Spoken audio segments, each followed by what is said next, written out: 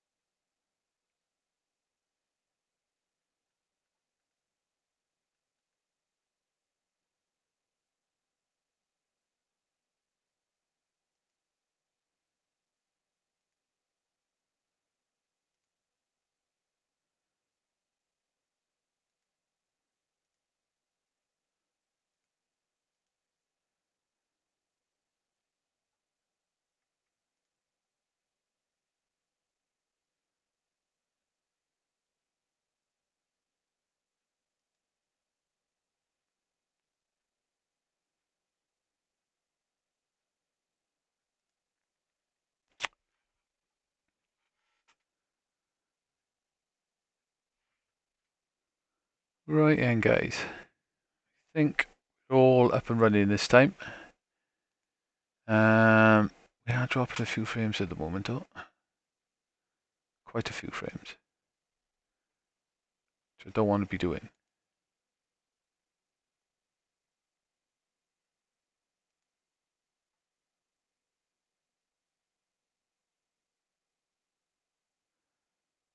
Right, I know I'm legally obliged to play with the children's policy. YouTube's chucking up a load of stuff at me a second. Oh, we're back to 60 frames now. Public. I should have a stream title, so I don't know what's going on. Right, let's just go back. Hey, cool. I can see it on my iPad now. Marvelous. Happy days. So I can see the chat. Right, guys. Marvelous. Finally got that working. Alright. One sec. Right, guys. How's it going? But happy Saturday afternoon. This time I bought myself a analog Super NT, which is pretty much the FPGA Super Nintendo.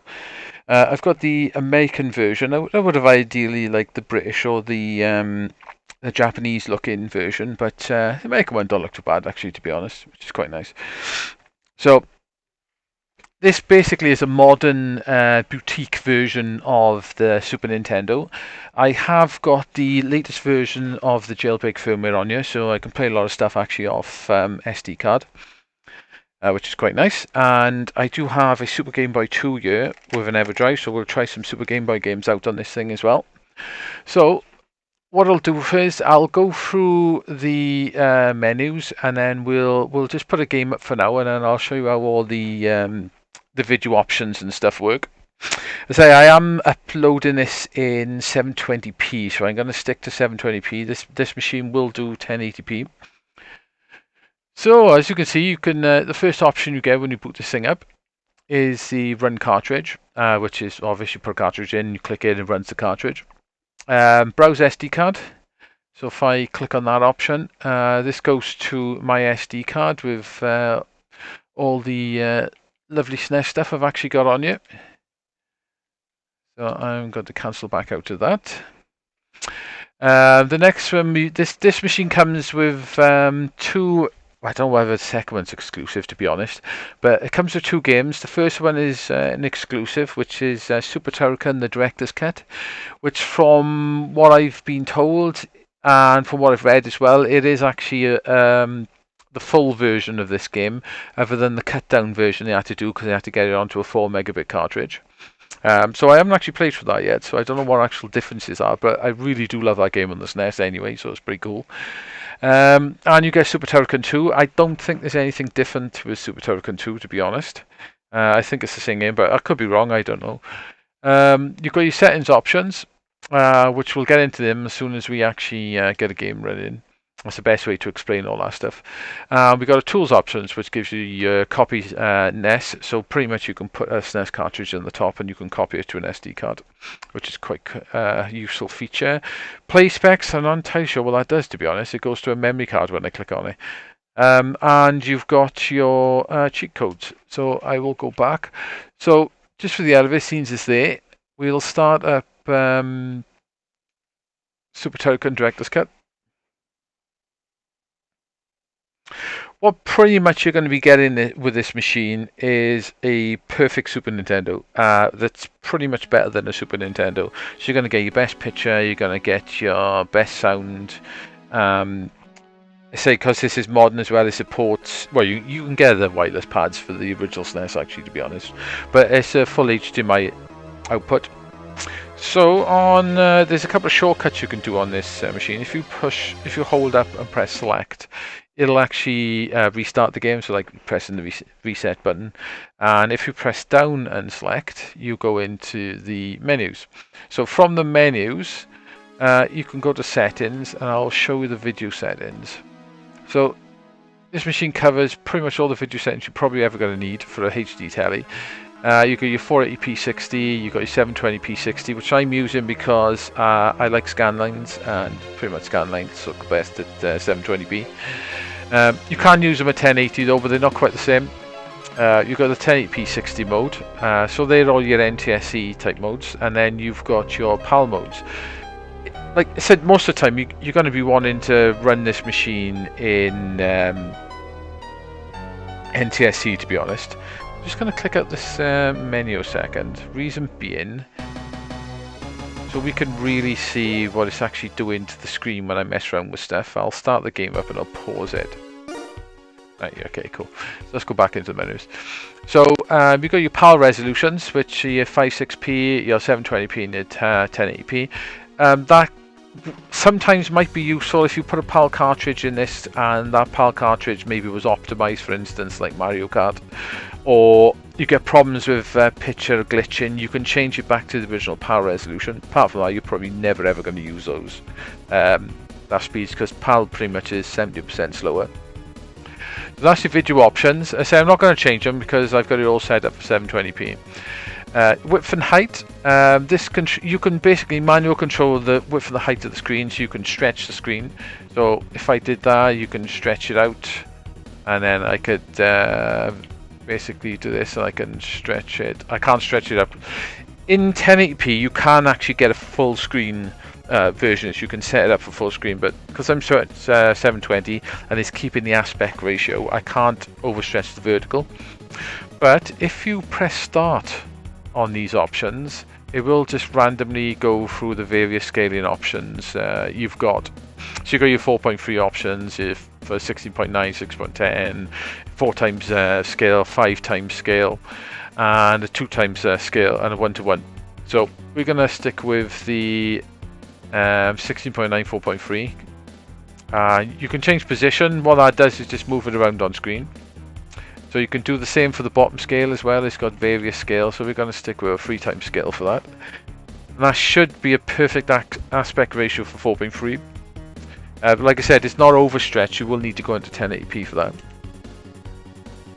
Cropping options. With the cropping options, as you can see, if you get any of the mixed garbage graphics on the side, like on CRT machines, when you plug the original SNES into a CRT, you may be playing on a 21-inch CRT, but you'll get a 20-inch screen because there's a bezel around the screen that hides like about an inch of the overscan. Sometimes, especially on the NES games, you can see the overscan, usually on the right-hand side. If you do get any problems with that, you can basically you can crop the screen to get rid of that overscan if you need to. But with the SNES, I don't think the SNES ever really suffered from that problem, but it is a nice option to have just in case. Scalers. You've got various scalers. I'm using the no scaler, but you've got, I don't know whether you can see, if I go back, you basically got the screen that looks like that, which has got no scaler on it at all. HQ2, sorry. puts like a smoothing filter on it. It's a little bit hard to see. I'll tell you what might be a good way to do in here. 1 second, let me go back. There's an option here somewhere I've darkened the background while I put the menus on. Let's have a look. System, menu options. I think it's in your dim background game here. So I'm going to turn that off a minute so then you can see what the scalers are actually doing. So, scalers. That's a no scaler. That's the HQ2, which puts like a smoothing option over the top. HQ3 is a slightly different version of that. And then you've got HQ4. So if you like that emulator type look, you get you can use these scalers to adjust the screen to your liking, basically. I quite prefer the more pixely look, to be honest. With scanlines works really well. You've got scale 2 times, which a slight difference in colour by the look of that. I'm not sure exactly what that is doing. Scale 3 times, and you've got an X-ray filter. Why would you want to use the X-ray filter? I have no idea, because that is pretty much unplayable. So we're going to go back to no filters.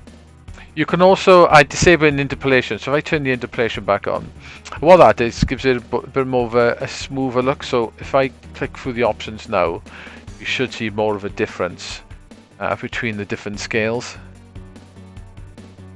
Like, you don't want to be playing at that.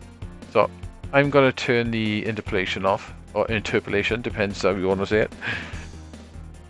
So I'm going to turn that off. Scanline options. There's 2 versions of scanlines. There's a normal scanline option, which if I click that, hopefully this is going to come out on YouTube. Add scanlines. I really like the scanline option because it looks like a CRT.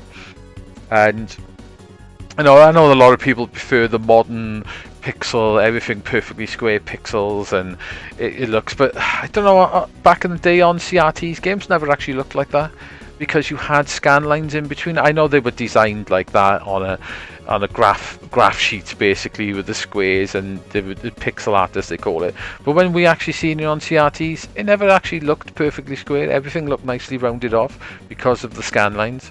But you know, each to your own at the end of the day. Say pixel look, you know, scan line look. 2 versions of scanlines. You've got your normal scanlines, which just basically add the black bars, and you've got hybrid scanlines.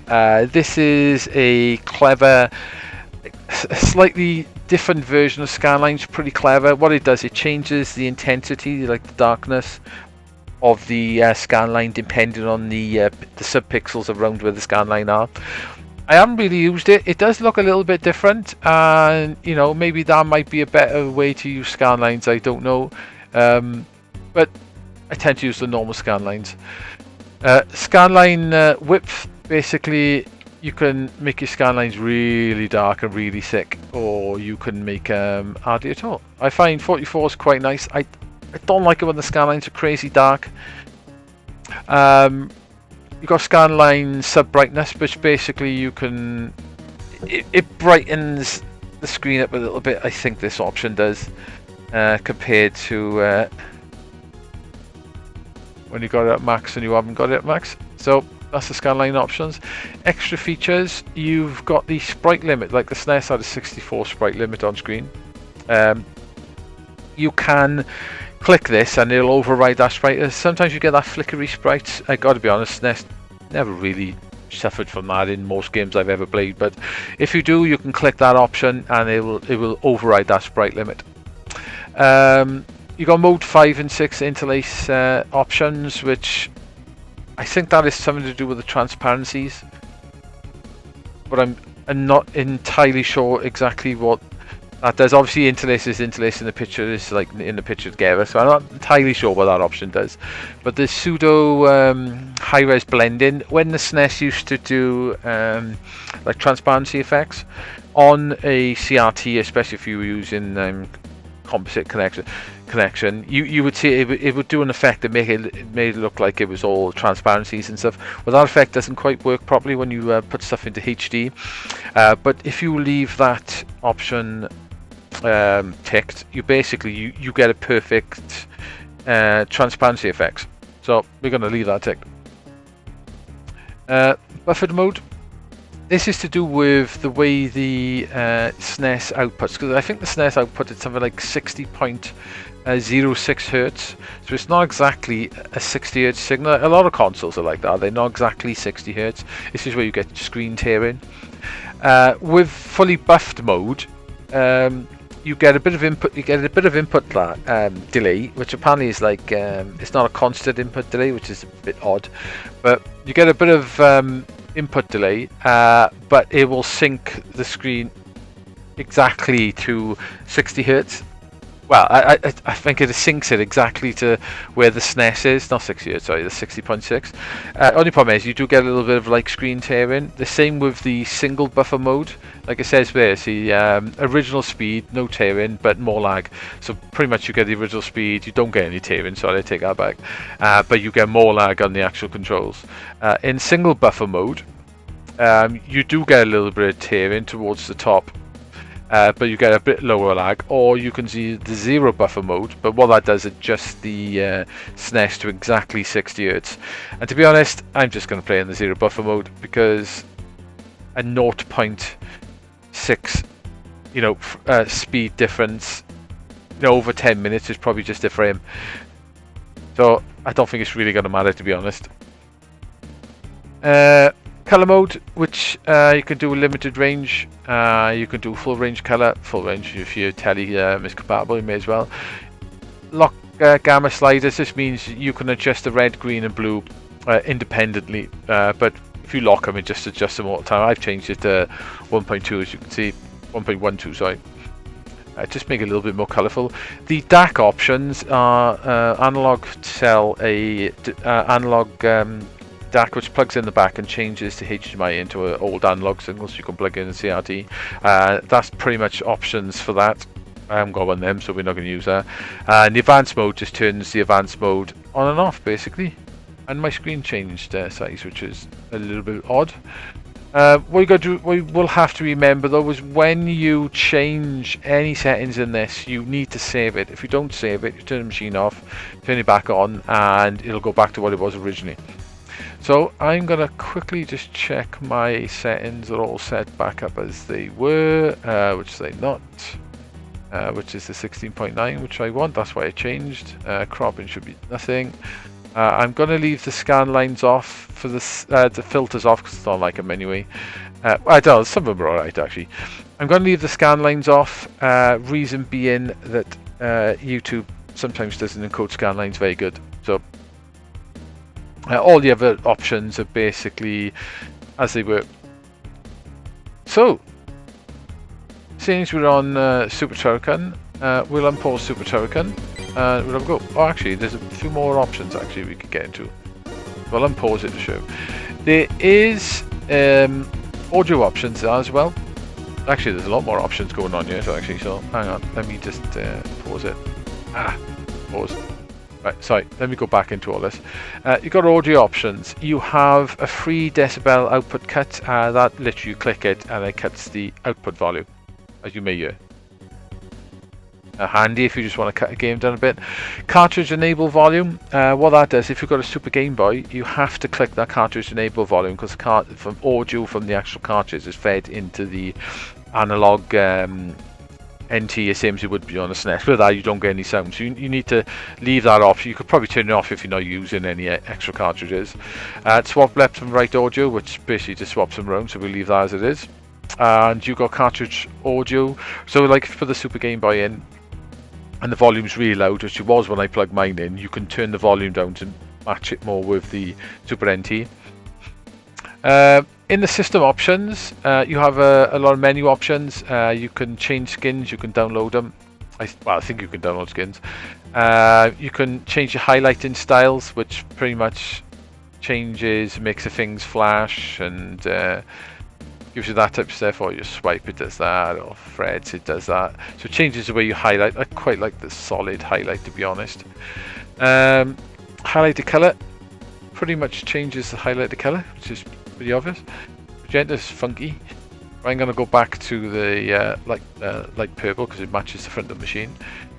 Font, you can have alternative fonts. You can have uppercase, lowercase. All the fonts are quite cool. I prefer the standard lowercase one. I just think it's a little bit easier to see, to be honest. You can load user fonts and load user fonts for SD cards, so you could probably download different fonts for it if you want. Menu bounce, which makes the menu bounce, but I turn that off because it gets a little bit annoying. The dim in-game option, which I'm going to put back on because it makes it easier to see the menus. Prompt saving is a message you get. Some cartridges have got backup saves. If you want to save them, you need to press down and select to go to the menu, and then it automatically updates to save. I've left the message on just to remind me to do it. And save warning messages, same thing, warns you about saving. You can turn that on and off. Hotkey controls, so you can change all your reset controls and everything, so you can basically mess around and do different combinations. Startup options, I've left the boot sequence delay to 4. I can't remember exactly why I did that. And I've got the title and the menu. It'll go straight back to the menu system, but you can change. You can boot it directly to the cartridge, or you can boot it directly to the different menus in here, which is quite nice. So you could basically boot it straight to your ROMs list if you wanted to. Hardware, you can change the machine from NTSC and PAL. I say, you're not really going to want to put it in PAL, to be honest.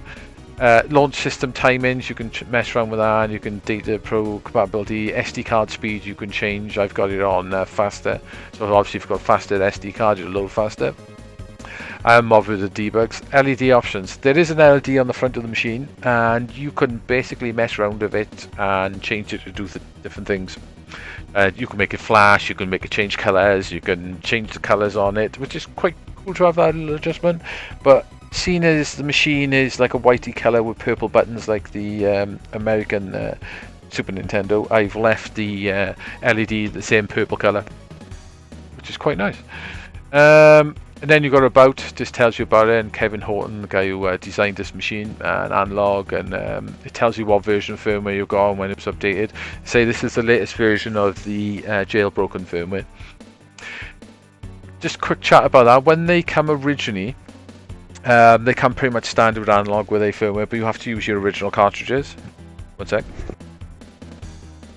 Yeah, you have to use your original cartridges, which is fine, that's what you're going to buy it for, use your original cartridge in HD. But then there was jailbroken firmware checked out, and what that does, it adds support for loading ROMs off SD cards, which is very nice indeed.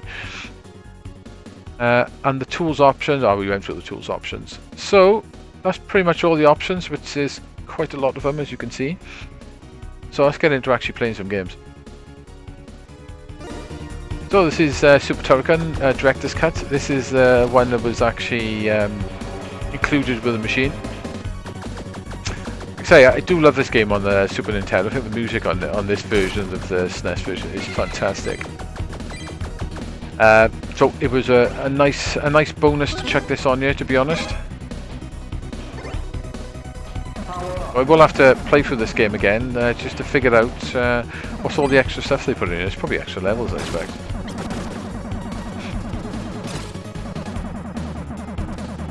Ooh. As you can see, this machine is pretty much perfect, to be honest. There's not a huge more you can say about it, really. It pretty much forms absolutely perfect.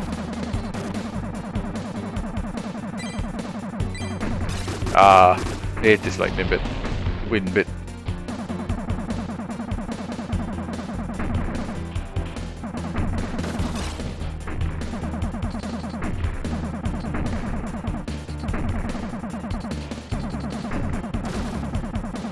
Quite handy using that beam on this. I can't remember. I thought that would happen. Best to go at the bottom here, really, to be honest. Playing this absolutely terrible. But anyway, that's Super Turrican. I say that's one of the games it comes with. Which is quite nice. So if you press down and select, it goes back to the menu. So we'll boot up Super Turrican 2, which I've never actually finished. Love the original one, but I've never actually finished the second one. I didn't really get into it back in the day, like.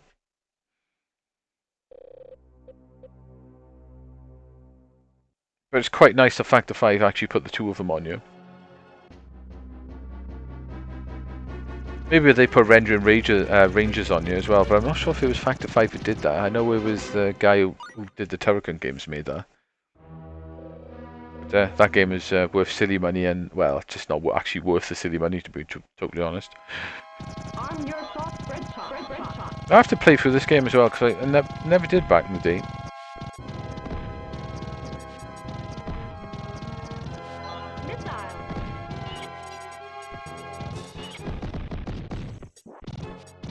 I say, because I am using 720p, like I say, it doesn't quite stretch it full screen. You need the 1080p option for that.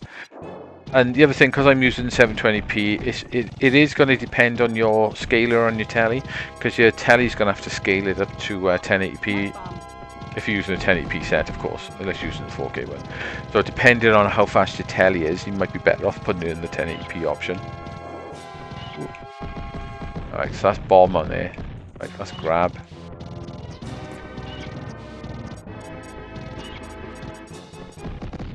I'll show the buttons on this. Have you got the... Oh yeah, it's got the beam. Oh, that hit me as I went down there. Great.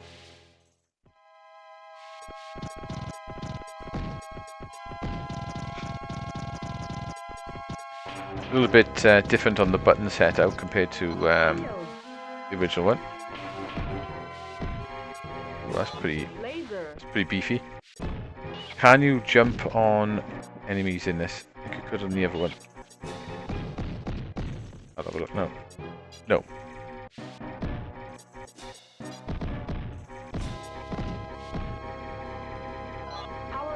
So as you can see, it's like a huge amount you can see. Really, it's pretty much perfect. And you're going to get a hell of a lot better picture out of this than the original SNES. I've got an original 2-chip SNES, which is one of the older versions, which does have quite a soft RGB out on it, which doesn't look as good. The 1-chip machines have got the best video out of the original machines. They're quite sharp and quite nice, but apparently there's 1 or 2 games that the 1-chip versions can cause certain issues with. Let's say if you want an original SNES, a 1-chip one is the best way to go if you can get one, of course. Then again, to be honest, you might pay the price of an a Super NT for a 1-chip SNES. Say the Super NTs, the price they're going for, they pretty much work out about £200 with postage. From Analog themselves in the US. Analog do actually post pretty fast. Let's try the yellow file. They post pretty fast. They send them by UPS, so be prepared to be paying 42 quid, 44 quid roughly in taxes once you get them. Alright, so you've got to go under that one then.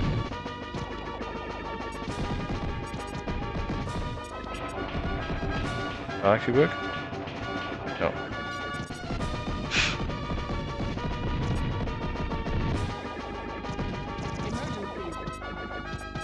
Oh, dead. You get the idea with Super Turrican. So what we'll do now is we'll go down and we'll actually get into what I've actually got on my SD card. So let's have a look. Yeah. So I've pretty much got everything on the SNES. One thing I will go back through. Originally, out of the box, when they were jailbroke this, you basically, like SNES games, a lot of them come with special chips inside the cartridges that allowed the SNES to, do better graphics or better sound or give them extra processing power, because the SNES's processor was a little bit slow.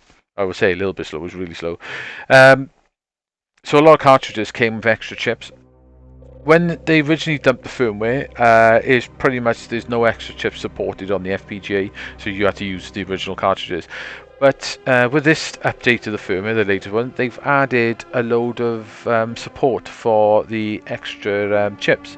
So you need to find the bin files for these. So these are all the extra chips that now with the jailbroken firmware this actually supports. So the only thing it doesn't really do is the SA1 chips and the FX chips now. So what you really would do if you want to play all the games, you would need a version of either the EverDrive or the SS to SNES or whatever it's called, the one that does all the chips.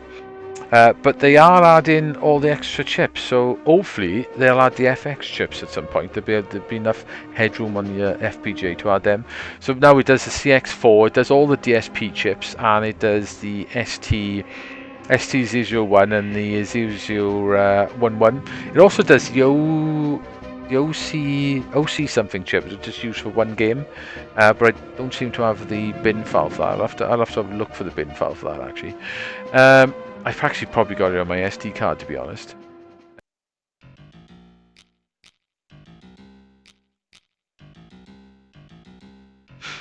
They do have some SNES cartridges. I got an original SNES, some stuff. I got about 30 odd games for it.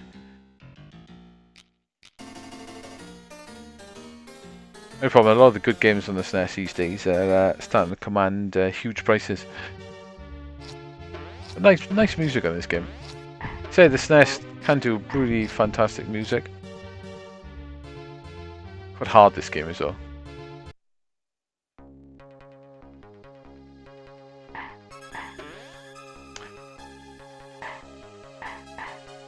Naughty putting that block right there in it to purposely kill you. Yeah, enough of that game. That game can get extremely difficult. Right, so let's pick a game I quite like on the SNES. Ghost Sweeper Mikami. I can't remember the Japanese name for that. It does have a different name. So let's pick something out. Any suggestions, guys? Got any suggestions? Check it out. I'll give it a go. Fighters History Dynamite. Well, Fighters History. I like the Tiger. So we'll go with that.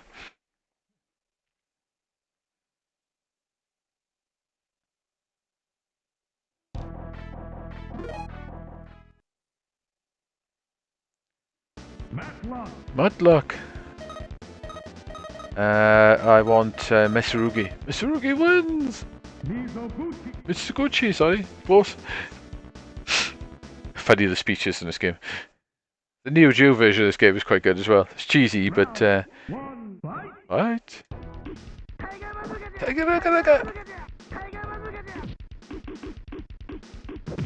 I can't remember his. I think it's here a forward. That's it.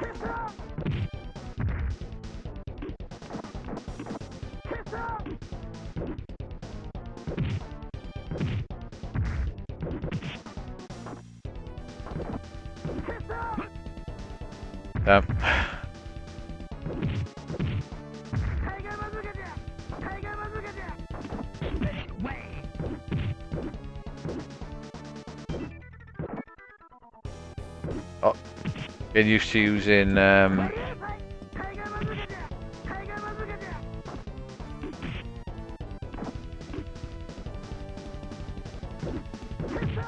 that's it, nice. Getting used to using the paddle buttons. It's a bit weird. Mizoguchi wins! Gotta love that. Tiger!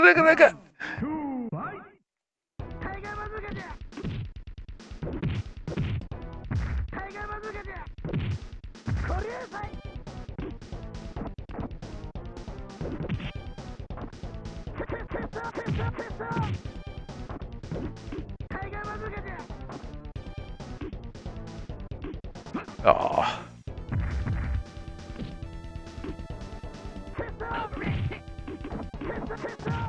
Dead. Mitsuguchi wins. Mizoguchi wins. I love the speech of this game. It's funny. It's the same with the Neo Geo as well. It's really eccentric. Leave. Let's have a look. Sushi Sunshine 2000. Hello, how's it going? Oh, actually, is it Daz? Alright. I'm terrible at that game as well, really bad. But okay, we'll have a go with this for 5 and then we'll try a bit of Axley out. Hello guys to everyone who's joined the room anyway. Say we're playing on the Super NT, which I originally bought a couple of days ago, got it delivered, so finally got myself a Super NT. So I'll be just going to play some games on that. Michiguchi wins! Round 2, fight! I think I like the speech in this game more than the actual game. I can't remember that move. Is it a full... I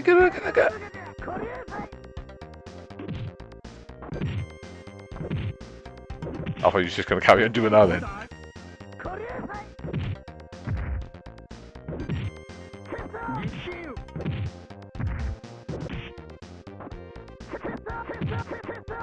Dead.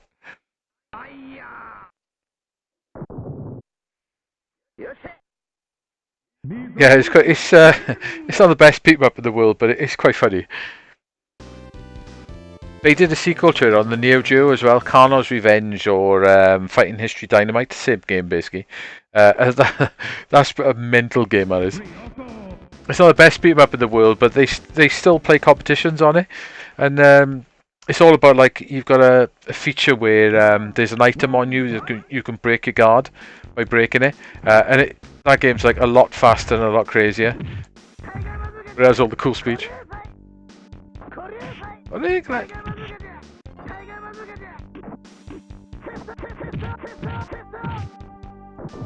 Yeah, the SNES had some pretty good one-on-one beat 'em ups, to be honest. For a console, it did much better than the Mega Drive in that respect. Even though, to be truthfully honest, I do actually prefer the Mega Drive. But, you know, that's probably just because the more arcadey type games. But I love the SNES as well. And I gotta say, the SNES does actually look pretty fantastic on this Super NT. That was bad, wasn't it? Dead.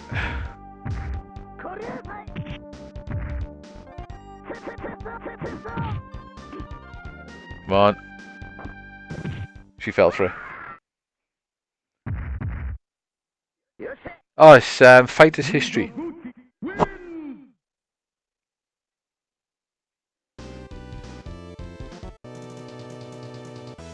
Yeah, that's right, they did, yeah. Yeah, both consoles are pretty awesome, like. Just the SNES was really good at first, you know, one-on-one beat 'em ups. It was definitely best at RPGs. There's so many amazing RPGs on the SNES. But I like the Mega Drive for the more arcadey stuff. But I do like both consoles. They were both absolute classics of their time. And it was good times for everyone then as well, because these machines were like competing against each other for everything. So we, you know, because of that, we got loads of really cool games.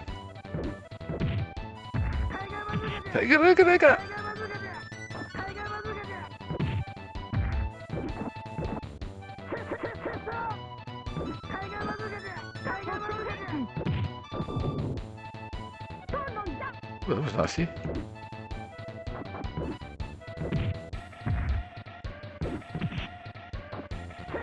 Dead.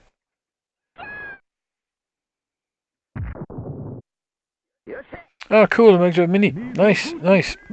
I bought my brother one of them for Christmas, and I got to play on a Christmas day, and they're pretty nice. They're pretty nice, to be honest. The menus are quite really cool on them, and there's a really nice selection of games on them. And I really like Darius on it. It's very good. A new version of Darius Arcade is really nice.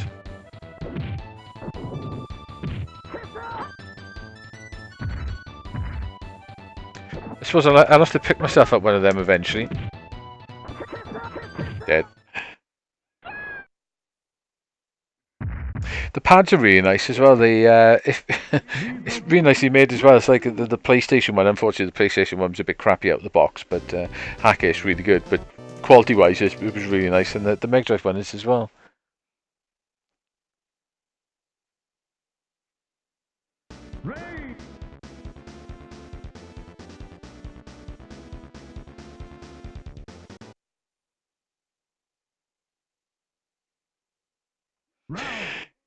Yeah, I know what you mean about the mini consoles. They're good for what they are, but obviously if you're a little bit more enthusiastic, you'd probably want the originals. But they're pretty cool playthings for what they are. They're a hell of a lot better than the mini consoles you used to get years ago. But I think I can't remember how much I paid for the mini for my brother. I think it was like 70 quid I paid for it for Christmas room. Or it could have been a bit less. I think it was 60 quid actually. But yeah, they definitely serve a purpose. I've got a few of them. I've got the SNES one, I've got the NES one, I've got PlayStation one, I've got the Neo Geo one as well. I do have the PC Engine one on pre-order, but it's been delayed unfortunately due to the coronavirus and factories not being able to make enough of them. So that's a little bit of a shame, but it'll come out eventually. Not if I particularly need it, to be truthfully honest with you, since I've got a couple of PC Engines, but I don't know, it's a PC Engine, gonna need to buy one. But yeah, I wouldn't mind picking up the Mega Drive one at some point. When it comes, if I can get it for a decent price at some point, I'll pick it up.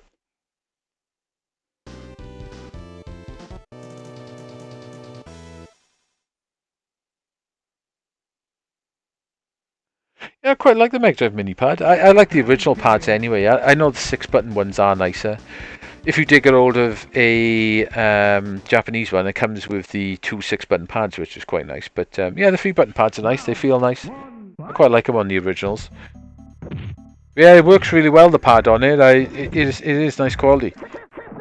It doesn't quite, plastic-wise, which, alright, it's probably not that surprising. Plastic-wise, it doesn't quite feel as the same as an original Mega Drive one, but then the Mega Drive ones, you've probably been using them for 20 odd years, so the plastic is worn down and smoothed off. But yeah, they're pretty nice. Yeah, it could be that actually. Hands have got a bit bigger.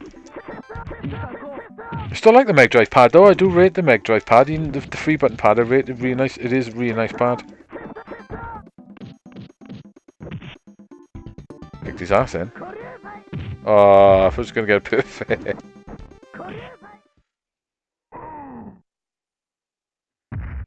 Yeah, maybe because you're older. Obviously, hands are bigger. I suppose that's the one thing with the PC Engine pads. They are a little bit small. I suppose made for smaller hands, really. But I know you're alright. Get used to them, I suppose.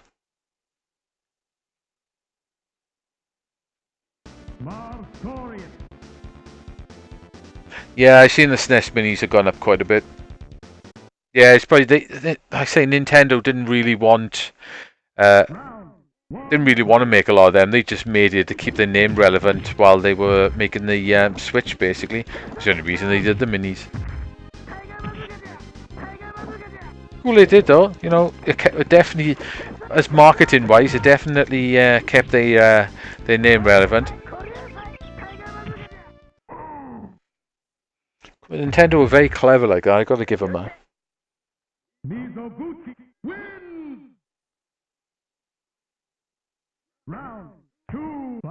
Yeah, I think there's some nice games on the SNES Mini mine, but yeah, the Mega Drive Mini, value for money wise, is definitely way better, and it does have some really good games on it. PC Engine Mini, I don't know if you've seen that. When that finally does come out, have a look at that. The games list on that is pretty exceptional. And there's about 50 odd games in it as well. And they've gone all out and put some really expensive stuff on it. You're getting things like, again, some of the Super Graphics games. You're getting Sapphire, which is ridiculously expensive on original. You're talking like grand and a half. Castlevania's on there, Dungeon Explorer, you know, Soldier Blade, Superstar Soldier. You are getting some very fantastic games on that thing. Like I said, don't need it, but I need it, I think. I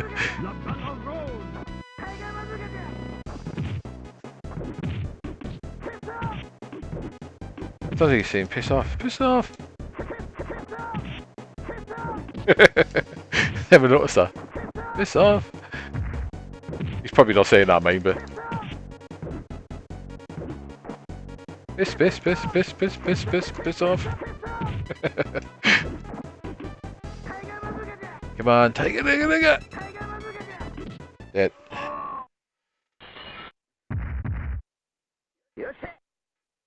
Mizoguchi wins!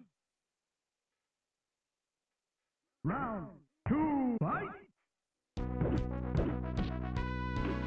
Ah! Oh, he's been sneaky now, hasn't he?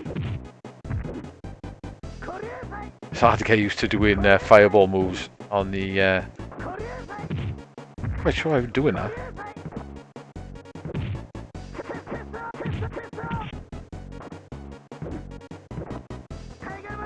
Look.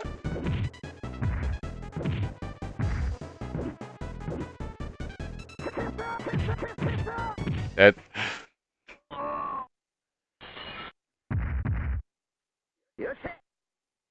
Mizoguchi wins!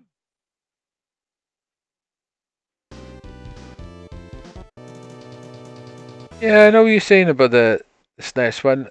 Like, so I've played all those games before, I suppose, so I weren't excited to play them or get them again. But I don't know, I still think it's got a nice. It does have a nice set of games on it, on the SNES Mini. Round one, fight! Yeah, definitely. If you want to get into PC Engine and you don't want to spend a fortune, the PC Engine Mini, when it does finally come out, it's definitely a damn good start. There's some games on there, like I've got a lot of the originals actually are on there. I haven't got Sapphire in mine because that's just ridiculously expensive. But those games are going for a hell of a lot of money these days. But you can buy EverDrives for the PC Engine, and if you ever get a PC Engine console, the CD consoles, you can run backup CDs on them now. Or if you ever did want to in the future, you could buy an SSD, S3, whatever, Super Turbo Edition, but the add-on you get that does the CD stuff from Television, you can pick up one of them, which they're pretty amazing, they are. But yep, SNES Mini is definitely, not SNES Mini, PC Engine Mini looks definitely well worth picking up. For the price of it, it's pretty fantastic. So if you do want to try out PC Engine, I would definitely get one of them, to be honest. Whenever they come out, though, because you've been delayed now. You probably won't see it for probably 6 months, I expect. Maybe longer, depends how long this Corona stuff goes on for. Round.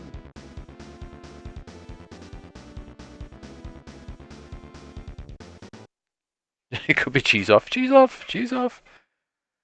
Oh god, the dreaded clown. He's probably on the second game. He's probably the best character on it. He's like really random and really fast.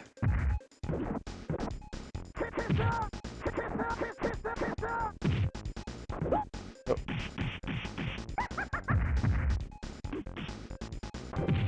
Another fighting game I used to really like on the SNES was Teenage Mutant Ninja Turtles Tournament Fighters. Rubbish on the Mega Drive, but the SNES version is really good. That's a game I played quite a bit. They play tournaments on that game as well. And unfortunately, a lot of the characters on that game are broken. They've got a crazy moves that are really almost impossible to get out of, but they still play it all the time.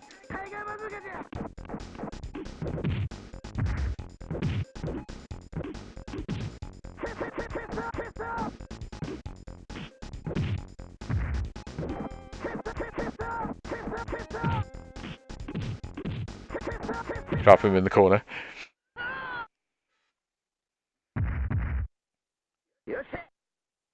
Mizoguchi wins! I think it was released in the US, this game. I say this game was originally an arcade game, which was released everywhere. But I'm sure this came out on the American SNES. I don't remember ever seeing it on the UK SNES, right? But I could be wrong. So when we go back to the menus, perhaps I'll have a look and see if it did actually come out. We've got to fight Karnov now.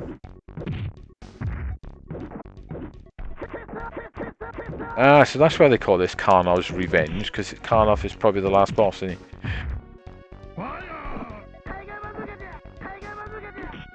You got your fire, I got my tiger. Oh, he's tricky.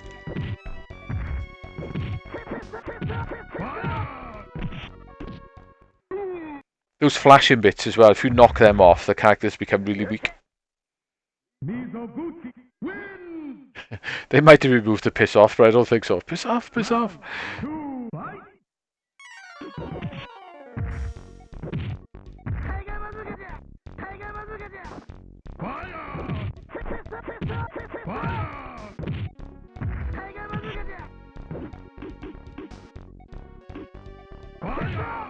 Nice.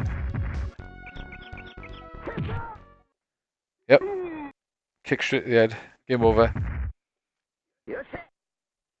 Mizoguchi wins. Ichiguchi wins. Is he the last boss? Hey. Yep, he's the last boss. So that's why it's called, the second one's called Kano's Revenge. He's a playable character in the second one as well. At least I think he is a playable character. I could be wrong. Might just made that up. So let's have a look then. If I go back and go to, actually wrong one. Was it actually released in the US? By this history, yeah, it was. It was released in the US. Was it released in Europe? A bit wrong. By this history, doesn't look like it. Unless I've missed it on this list. No, it doesn't look like it was released in Europe. Must have just been America and Japan. So, Axley. Quite a fun game, so it's quite good at 2-player. So the second one's way faster, which makes it a bit more manic, which is quite good. So, Axley. No, is it? I was playing Axley yesterday, actually. Sorry, on Thursday when I first had this. Where is Axley? Axley. I can't see it. Yeah, I can see it. It's a weird one on the SNES, right? I've got the original cartridge of Axley. Right, no worries, mate. I've got the original cartridge of Axley, and sometimes I put it in my my original SNES, and depending on, like, I modded my SNES to, I got switches and stuff on it, so I can play 60 Hz, 50 Hz, you know, Japanese language and all that type of thing. Depending where the switches are, I don't get the intro, which is really odd. But the cartridge isn't broke. If you play that cartridge on and switch it to Japanese, you get the intro. But any other language is weird. It just cuts the intro off.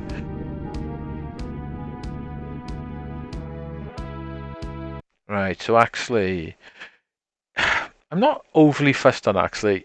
It does play a bit janky in the 3D levels. The 2D levels are nice though, but I do find it really hard. But we'll give it a go. It's quite a nice looking game. It's pretty, and it does some interesting stuff. There's a lot of weapon swapping. This weapon is quite useful. You can let go of the button and it'll spin around you.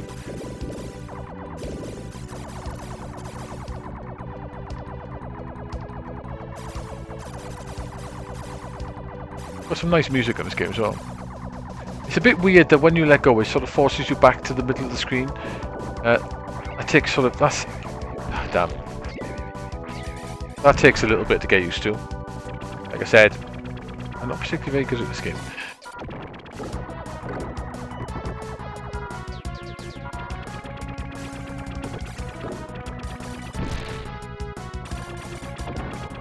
Ooh. I find the playability on these 3D levels a little bit janky because it keeps trying to force you back to the middle. Like I let go now and it automatically moves back. It's a little bit weird to get used to.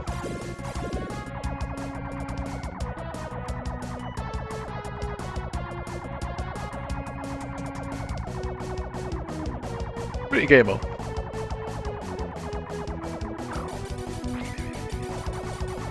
Some nice effects and stuff as well.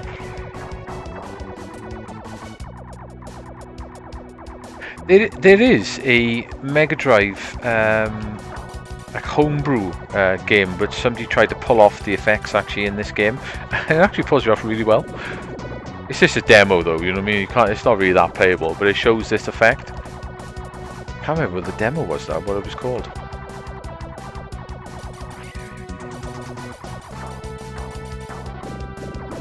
Oh, great, got loads of missiles after me now.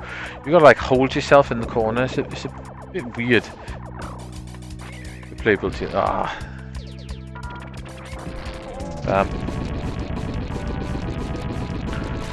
Great. You got crappy firing now. It's game does get better after the first level, mind. Now I'm in trouble.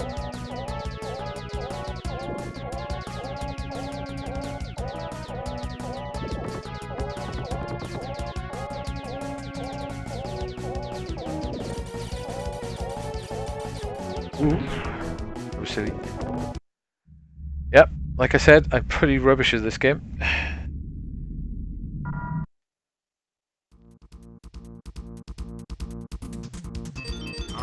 Mission complete. Good luck. Alright, let's try that again.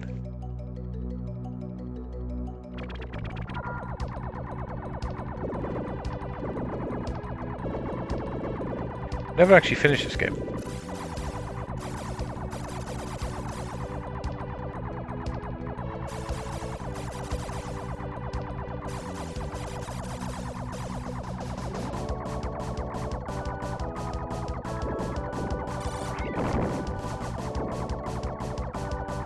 The SNES sound chip is really nice. It did. It's a weird one. I do sort of prefer the Mega Drive music just because it's more chip tune, if you know what I mean. Not to say that the SNES music is rubbish by any means. The SNES music is pretty fantastic and far superior to the Mega Drive music in so many ways. But I quite like the chip tunes. But there is some fantastic soundtracks on the SNES. Especially, like, probably one of my favourite soundtracks is probably the Secret of Mana one. Back in the day in the 16 bits, when it came to playing adventure games, mind, the SNES was king by far. There were some good ones on the Mega Drive, but the SNES ones were way better.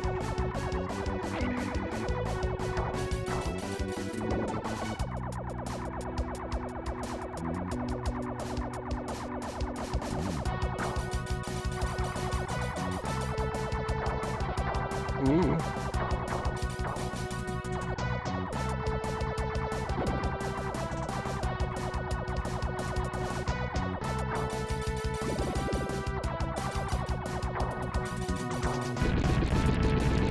Tell you, when I put on this stream and review, this is probably going to be the longest review I've ever done. Because if I end the stream, I'm going to actually talk about the actual review of it. I might actually cut the review out of here and put it up separate. I know I can't do short reviews anyway, or short videos, but this one's going to be like probably like a 3-hour review. It's just quite funny. Oh, we got a bit further this time, so improvements have happened.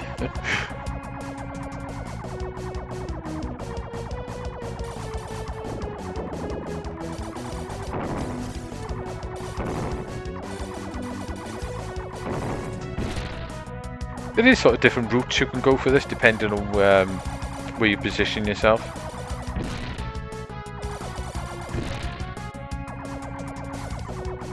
I'm going to show the sideways levels, because this game pretty much goes, you got your 3D sort of vertical scrolling levels with a pretty funky effect, and then you've got like 2D levels, which are really nice. I'm not going to fire it down because I don't want to end up killing myself. The 2D levels are really nice on this. Would have been quite a nice option if they'd added the fact that you could play the 3D and the 2D levels separate. Here we go, boss. I cannot remember what this boss does. It does a spider's web attack, I know that.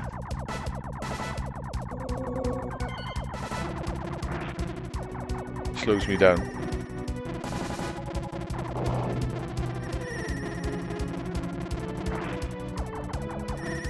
Oh. Okay. He's just about to fire when he does that. Stay in position and go forward when they do that. Hopefully he doesn't fire. Oh, it's too slow then.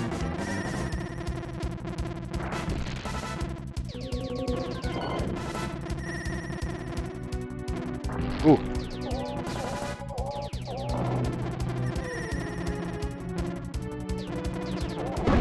Hey, finished it.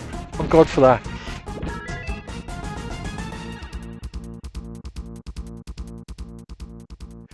Cool, welcome back. Yeah, a lot of people love Axley. It is good, but I'm not overly fussed on it, if you know what I mean. So let's go for that one. Installation is complete. Good luck. Yeah, it does look nice. It's a pretty game. I do like the sideways scrolling levels though.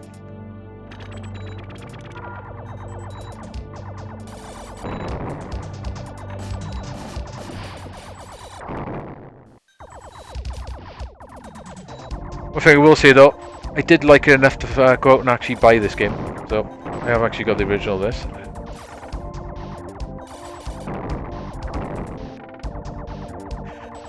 Now I've got the Super NT, I should make a point of actually trying to finish this game.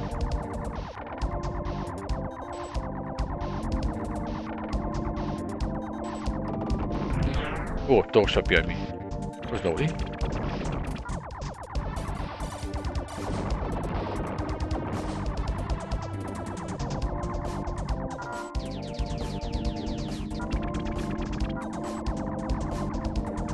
Oh, cool. 2 buttons. Forgot about that. Ah, you got a missile button, haven't you?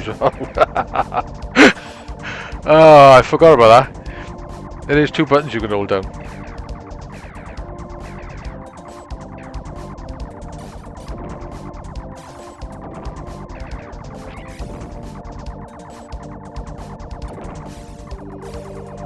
Nice music on this level.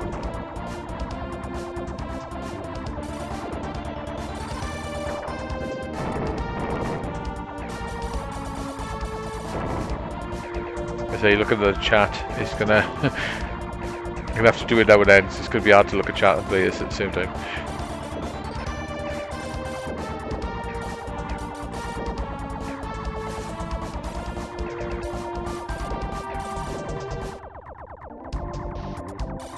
This level reminds me of mangas. What's it bloody called? Area 50. Area 88 manga.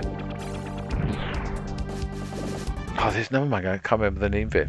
Robo something. Reminds me of that. Right, let's continue. Ah, cool. That's cool. You got the soundtrack for it. That's class. Yeah, layer section's really nice as well. Yeah, layer section's a really nice Saturn game. I played that quite a bit.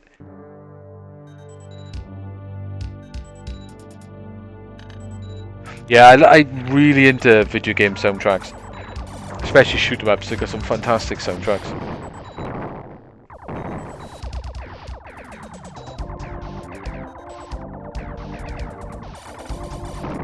And this one's particularly got a very nice soundtrack.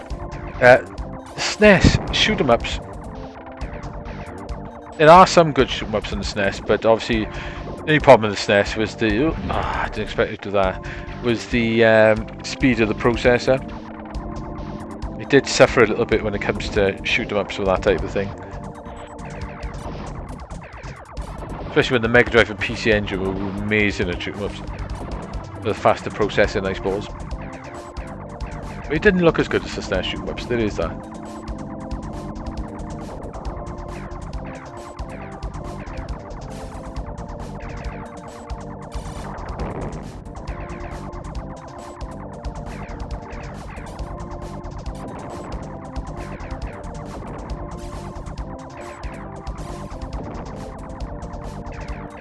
I do like the music on this level, that's really cool.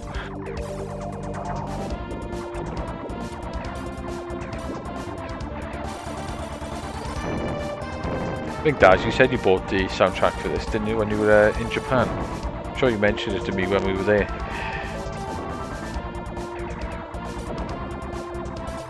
I got loads of video game soundtracks, but original ones, I've got a few, not many. As Dazia knows, my car is full of video game music. It's pretty much, mainly, basically the only thing I play in my car these days. Hopefully I can blow this thing up before it kills me. Maybe not. Maybe I shouldn't have tried blowing that thing up.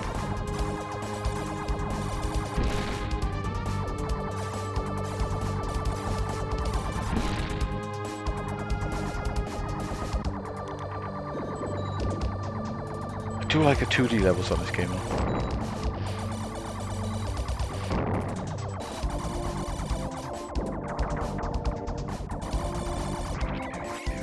I'm just going to try and dodge this thing if I can.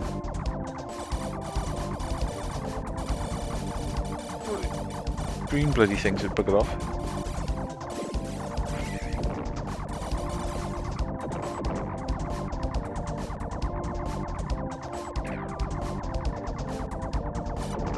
Ah! That's me concentrating on that fire in there. Is there any other suggestions, games you want to see next? Let me know.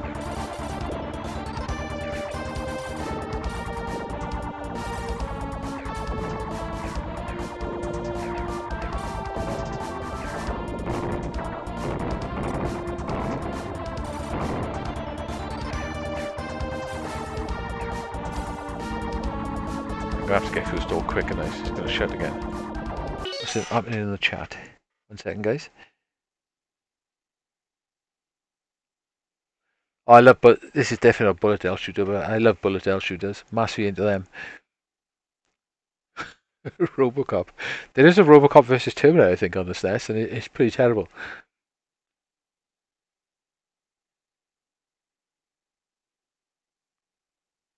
Yeah, that's cool. Starting checking the game, checking the music on the iPad. That's the way. You can download a lot of music off the internet, mind, for Saturn games. Already pre-ripped, so you don't have to go through that trying to rip them. A bit of Sonic Harmony on the bus would be good. Yeah, it is quite cheesy, the music from Sonic R. That's right, though, if you like it, happy days. Right, it's off the eBay, you got it, okay. Sparkster, yeah, okay. Sparkster's really nice on the SNES. Ooh, first Cat Ranger. Not sure if I ever played that. Carmen Rider, I think I might play that a bit. The Mighty Morphin Power Rangers is quite decent, isn't it? Alright, I'll have a look at some of them.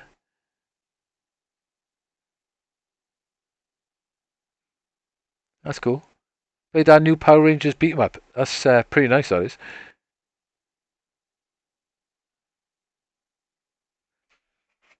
Yeah, I've played that Carmen Rider game a little bit, not much. The Power Rangers game, that's a scrolling beat 'em up, isn't it? Or a belt scroller, as they call them.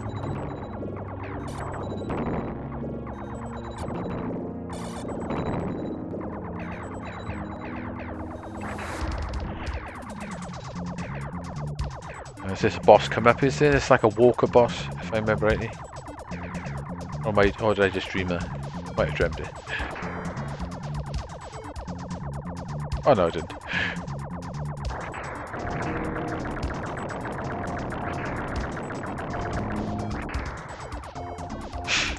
Can't remember if I've got to go down to kill it.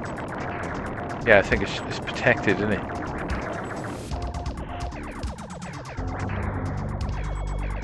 I'm sure it lifts up at some point. That's it.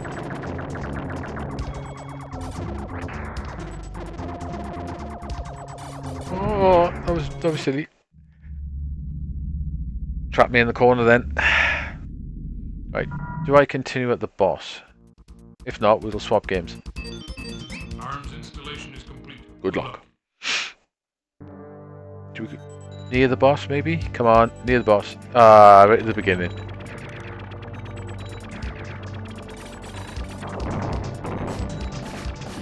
Right, shall I swap games? Swap games. So what were the suggestions? Sparkster came up first, didn't it? Okay.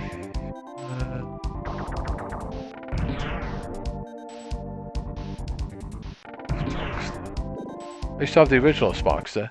I still got the Mega Drive original Sparkster, I think. A lot of stuff to read in the chat.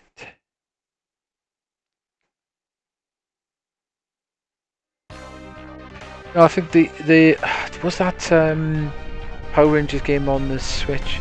I'm not sure. I think it's on the PlayStation. You can get it on PC. It's a beat 'em up, basically. It's really nice. I've got it on the PC, and it is a pretty decent game. Don't know if it came out on the Switch though.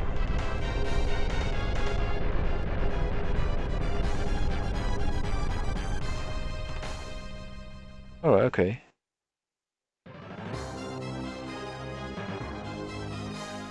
Actually, quite the latest Power Rangers movie. I actually really enjoyed it.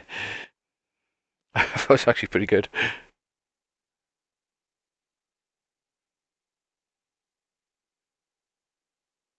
Well, okay. Did a racing game as well, did he? Mad.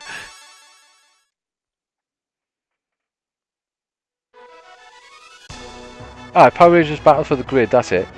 Ah, right. It is on Switch. Cool. Yeah, that's quite a nice game. That is actually. The Mega Drive version of this is really good as well. Tell you what, this looks really nice on the NT Mini. Colours really popping.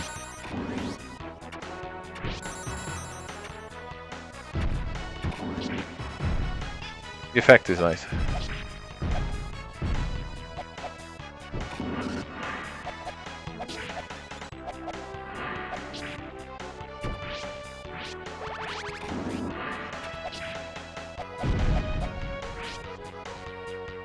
I pinched my sword.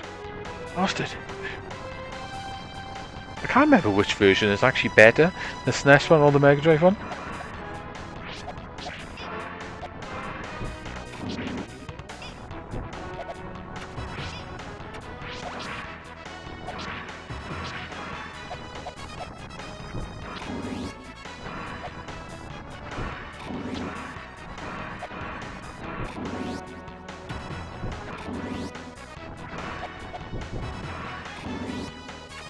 He's dead.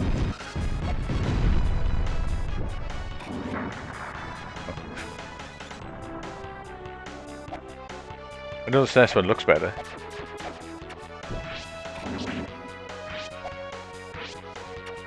Like, get up on the ceiling now. He can grip on the ceiling, can he? Ah.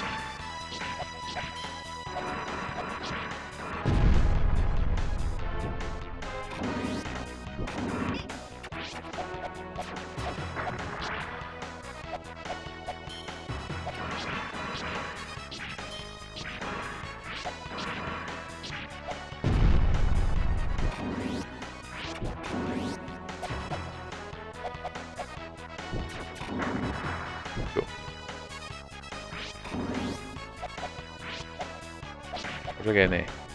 Oh, there we go.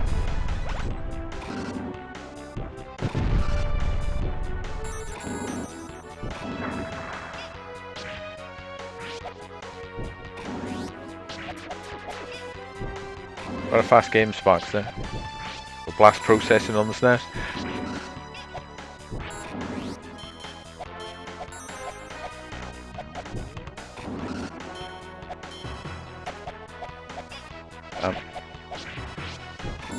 Do some energy, really.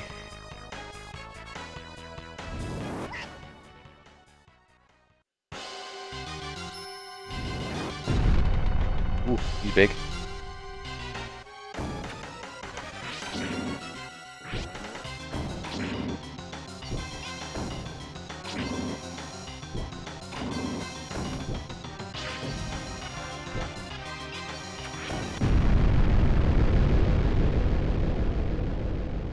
Something in the chat.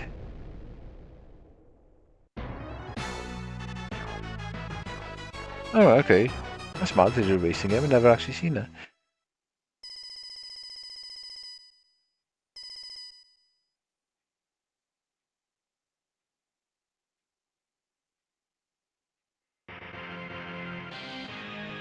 Cat Ranger.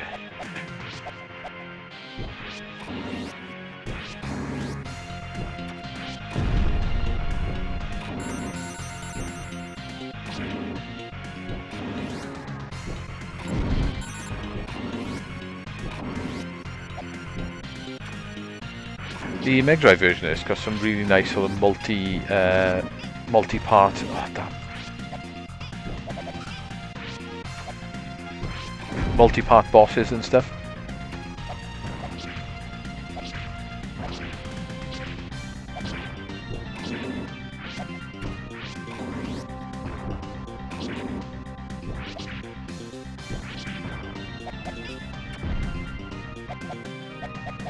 The engine's a bit crap. Go on.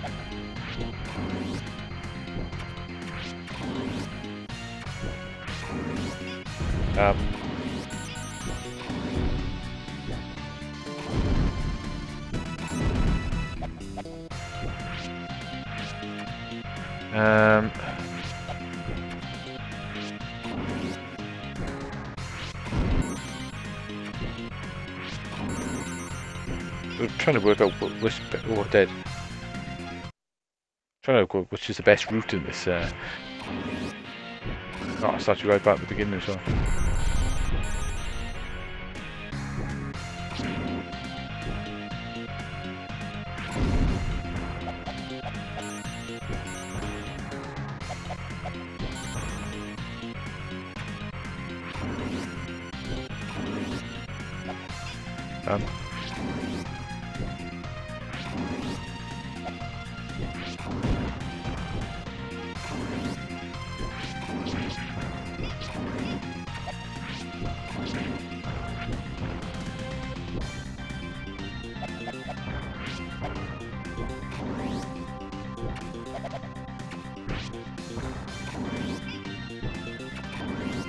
Can I get up there? No. Ah. Wonder if I can get in that. No. Not quite. Probably a way of getting in that. Almost. Nearly. Maybe you can't.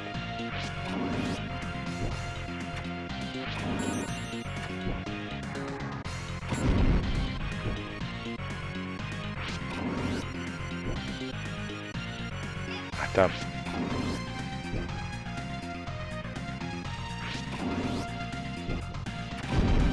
I'll actually go down there.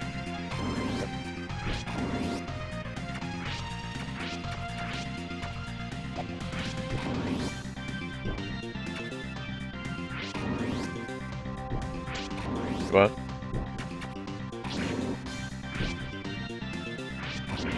I can't remember which version's better. I'm not sure if the Mega Drive version of this game is better or the SNES one. Oh, gosh me. Ah, killed me as well. I didn't start at the beginning anyway, at least there's that. I must have got through the checkpoint.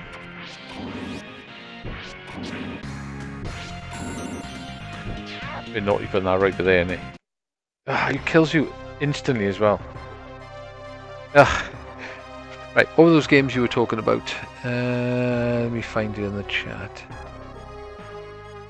FPGA Sensi. Let's try that out then. I don't think I've ever played that game. Japanese. So what? See, it's called either.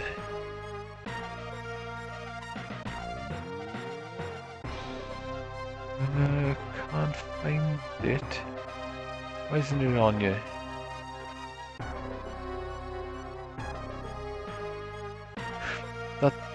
That game got a different name, maybe?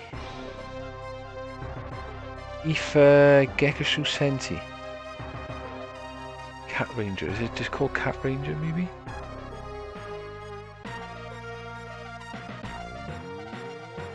Maybe not.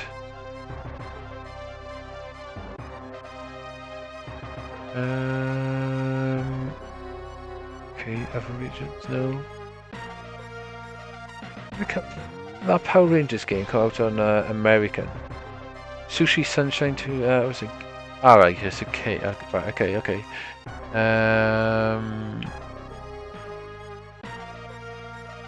G, what's it called? Gek.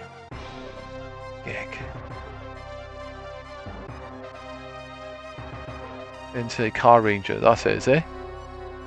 Okay, let's try that. Don't think I've ever played this.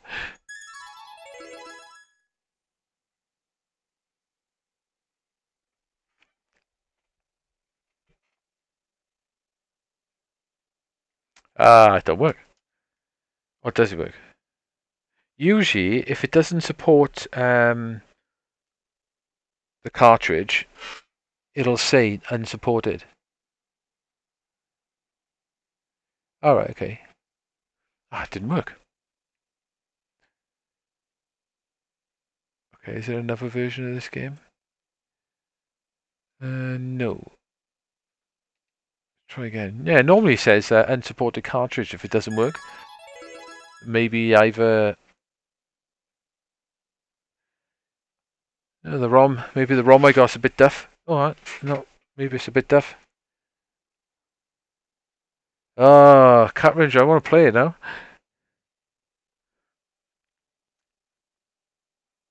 Okay. Can I find that ROM yet? Ah, that's a bummer. Okay, did it come out? Not a special chip game then, is it?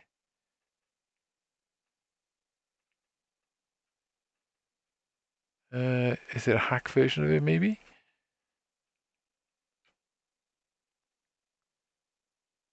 Nope. Is there a translated version of it? Translations. English.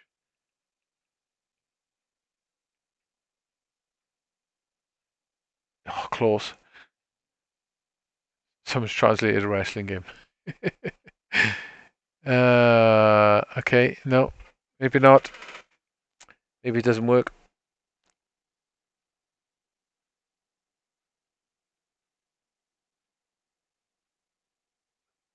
Maybe, or maybe just the ROM is slightly diff. It may be a diff ROM. Could be a possibility. This is a Smoker Monsters set. So, like I said, maybe it's just a dodgy ROM. Any other suggestions?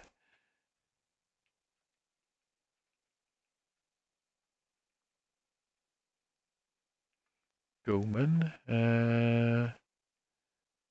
Yeah, it's a shame that's not working. Battle Mobile. Common Rider or Power? Common Rider. Okay. Common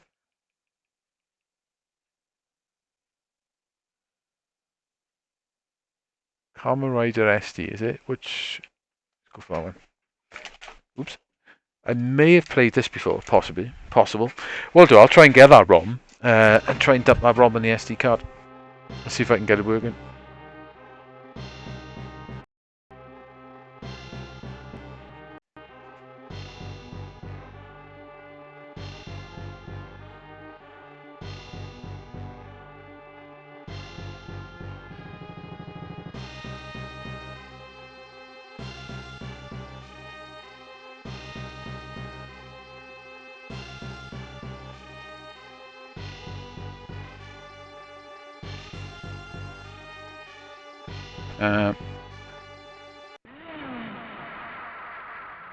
Cool, okay. I've never actually seen the manga of this. One opera, shit. Oh well. Didn't they do live action movies of this as well? I'm sure I've seen live action stuff of this cartoon. Ah, cool. Ooh, wrong button. Okay.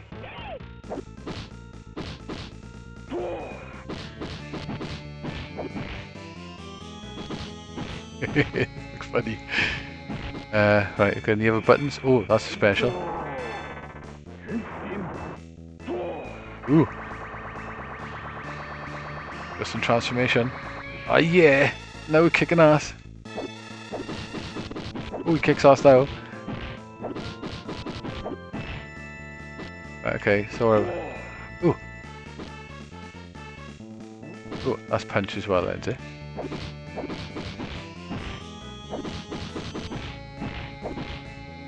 Ooh, sa. Oh, NG.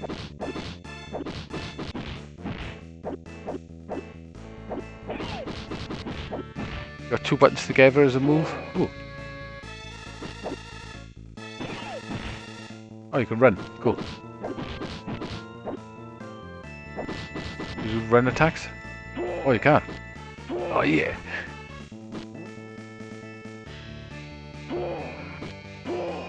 Saying in chat.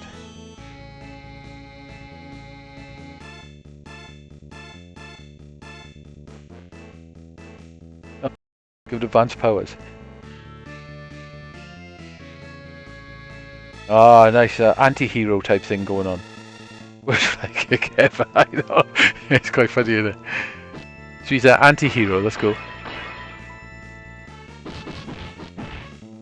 I thought I was going to fly off the edge then. That fly kick's good though.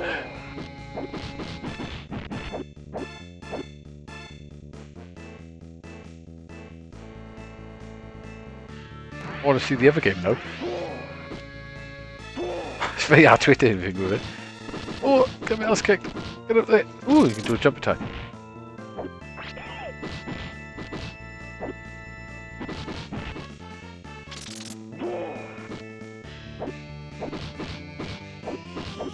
Oh, come on. Aha.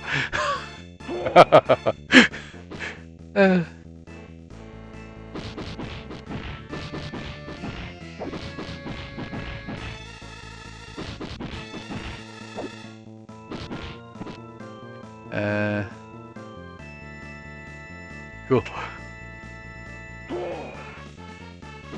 Screen transitions to class. They're tricky. Oh, come on. Damn, kick my ass. Oh no, I'm human.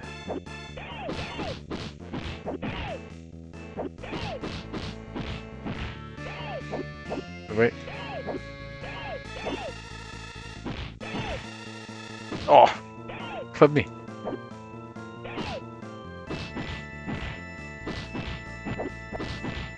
Dead. Oh, damn, what hard enemies.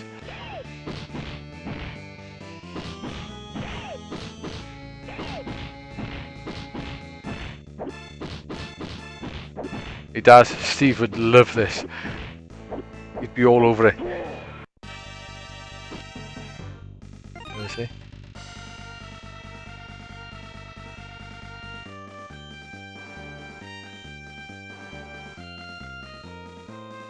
Oh, right, okay. Masquerader, right, okay, yeah.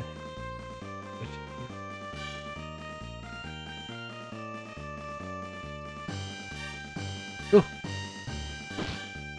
Japanese version of Spawn.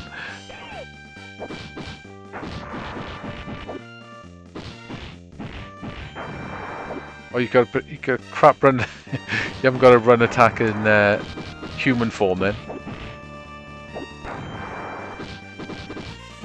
Oh, bomb! Other way.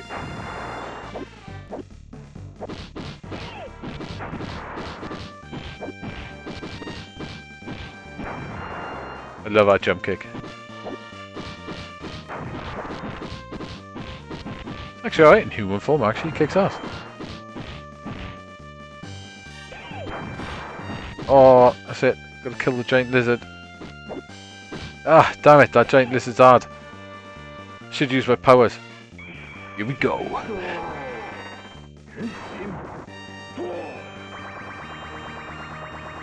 Oh yeah, the skunk game. I don't think I have actually. Did I put that on you? Coolie Skunk or whatever it's called, isn't it? Or do. I'll try and find it now. Chuck it on there. I'm sure I downloaded it. Ah, damn. This lizards are hard. Yeah, I wouldn't mind having a look at that Coolie Skunk thing. That's damn it. I gotta kill the lizard. The lizard's going down.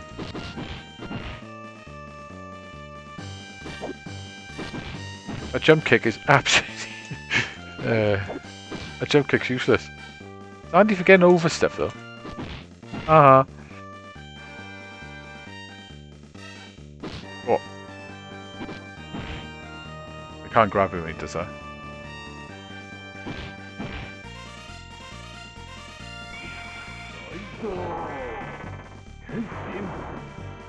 Oh!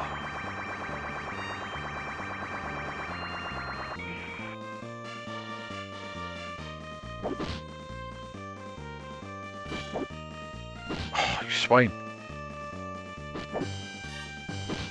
That lizard's a nightmare. Oh, straight to his tail. This is not going well. lizard's dynamite.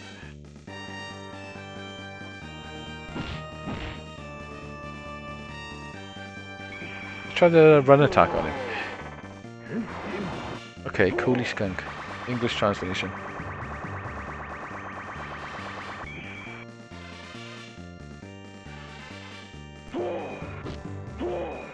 Can't hit anyone with that.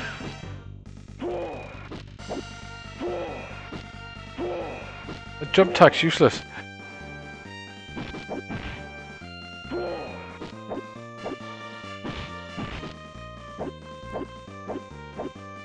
Alright, okay, that's easier. Oh, maybe not.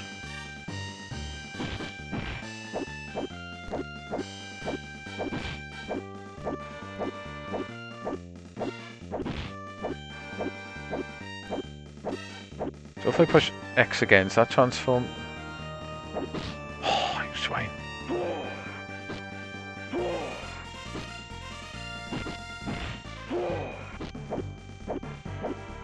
Oh. Come on, lizard, die. Am I supposed to press a button on him? Oh, hang on. Oh, right, I'm supposed to press a button. Oh, yeah, super fly kick. Right, okay, that's why he was flashing.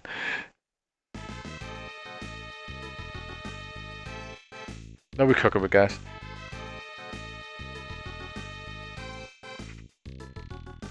Right, hang on. The stream might go a little bit funny, possibly.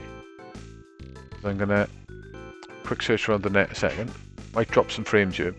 Yep, quite a few frames. It'll sort itself out.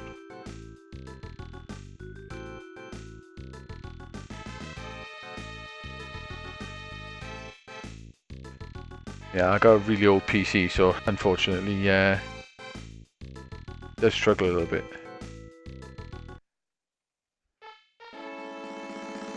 Once I've opened up, the frame should come back, hopefully. Cool, stage 1's clear. This gives a bit of fun. Right then, so what are we looking for? Is it called Coolie Skunk?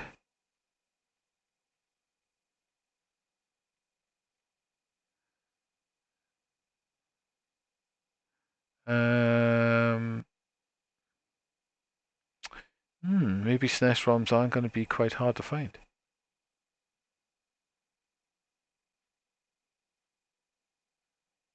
Nintendo. One second, guys. I'm gonna basically see if I can find two ROMs. I can dump them on the SD card then. Geki Burning Wrestling. Sensei Car, right, okay. Gekiso Sensei Car Ranger. I found a ROM for that. So we'll re-download that just in case we need it. That looks pretty cool, the picture. I'll have to give that a try, definitely. Does this work? And what was the... It's actually called Coolie Skunk, is it? Coolie. Cool spot. Coolie Skunk. No, I'm gonna have to search for it, I think.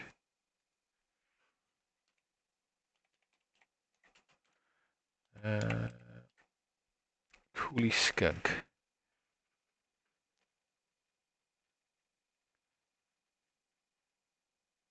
How's that actually spelled? How's it? Maybe it's not called Coolie Skunk. Okay.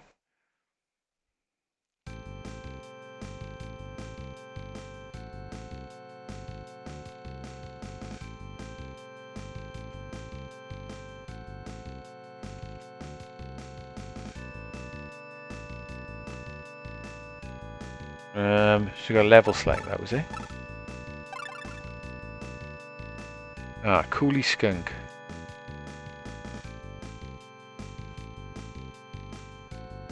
How did you find it? English version, right, okay, I think I may have found it. May have found it.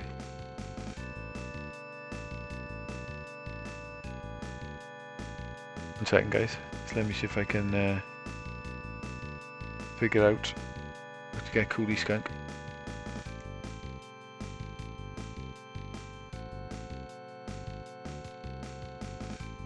And we'll check them out as well then.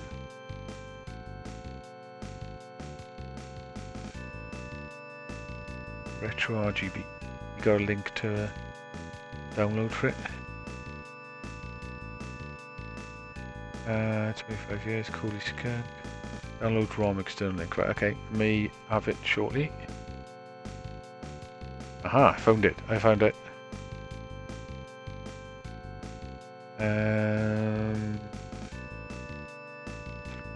Right, I should. It may go totally and utterly wrong. We'll see. I'm going to take this SD card out of this. Right, give me a sec, guys.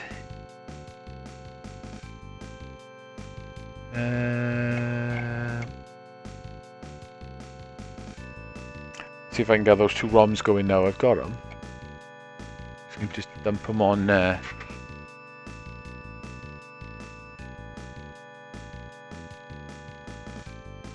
Quite interesting to try the skunk game out.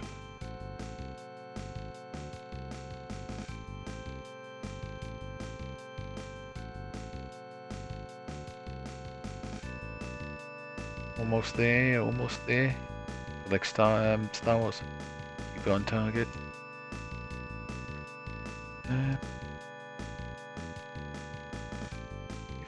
Refresh with it.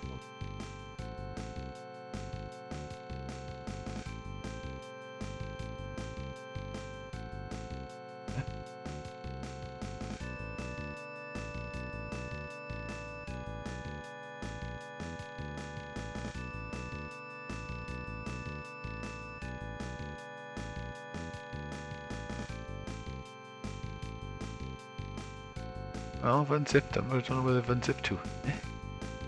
What on there?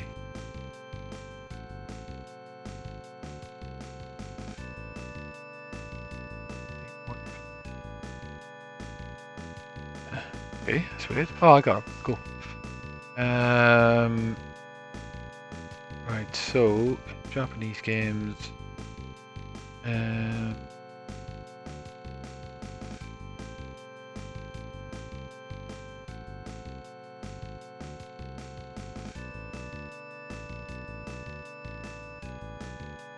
Eki Sensei and Coolie Skunk.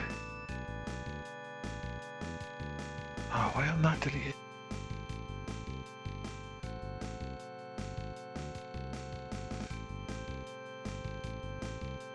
Weird.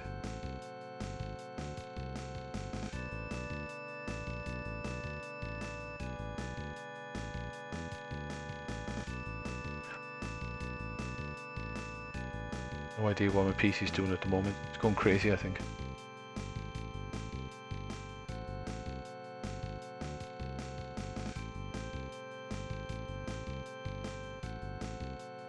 Oh, why is that a batch file? It's weird.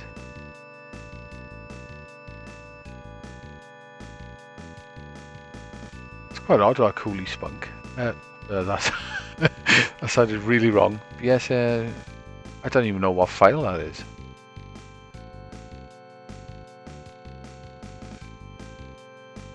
I've got it, guys, but I'm not quite sure what the file is.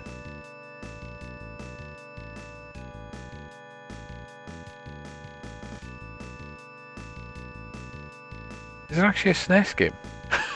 I know, Coolie Spunk. That's slightly wrong, isn't it? Oh, God.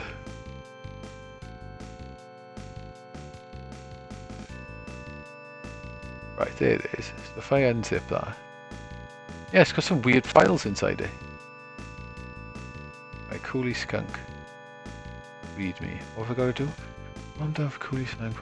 We'd like the following. Template. It's in a SRM file. Mempack deck. I don't even know how it does. You actually run that Coolie Skunk.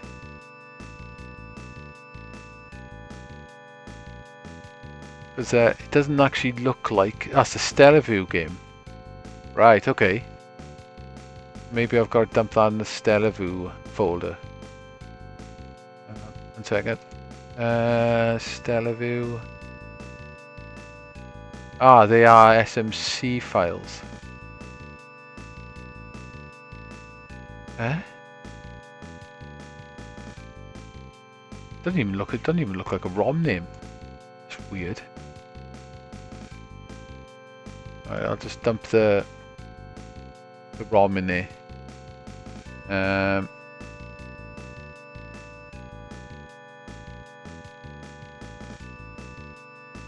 Let me just double check I've got the right one. Yeah,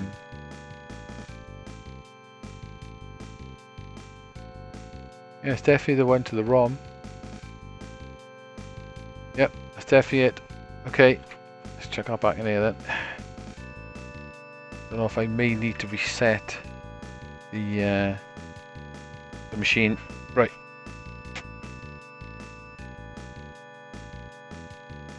Right, here we go then.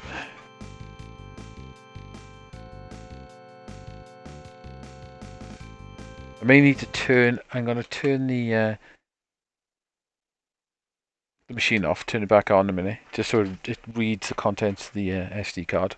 I don't know how you run that game though. It's a bit of a weird file format.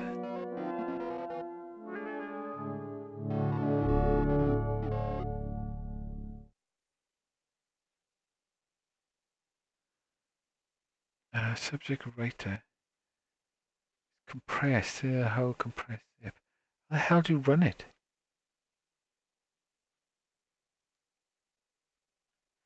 Right. Okay.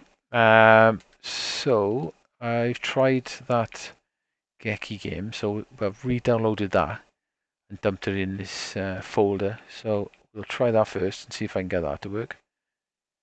Right. 2 versions are now. Which one did I try first? Let's try that one. Alright, okay. I'll have a look at my email now.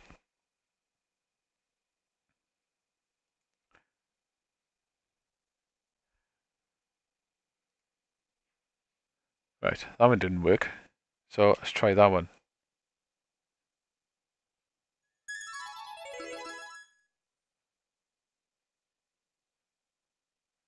Now, maybe that game requires some sort of chip or something. That's probably why it's not working. Nah, it must require a chip. Oh well, we'll have to try that in an emulator or something. Or actually, and where did I put it? Stellarview. I chucked Coolie Skunk in there, but it's a weird file.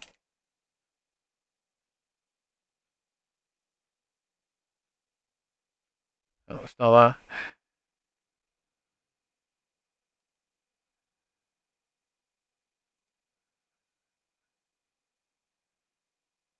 Inbox.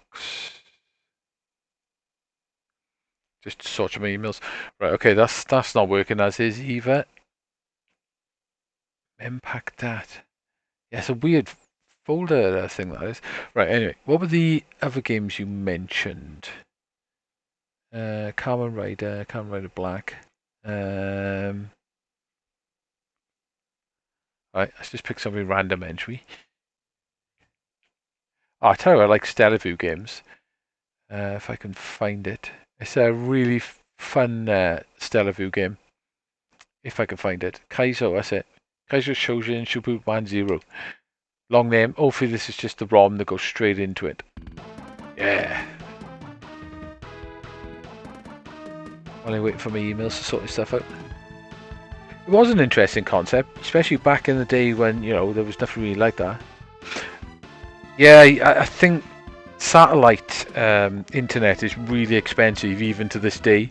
Where I work, they've got one office that uses satellite internet and they pay a fortune for it. And the upload is really crap.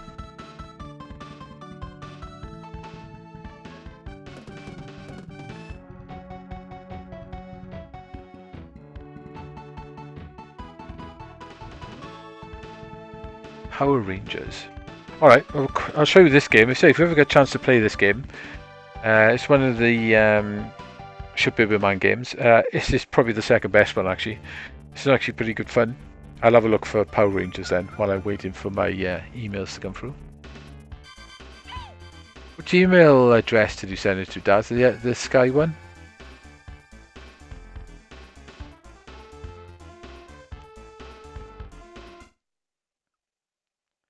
Yeah, this is a fun little game. It's pretty easy, mind. I do have a replay of this on my channel. If you get to play it, it's quite good fun. It's completely different to the other versions of it. It's actually a beat 'em up. You go around punching the enemies, but it's got Street Fighter moves. I could do a fireball as well, I think.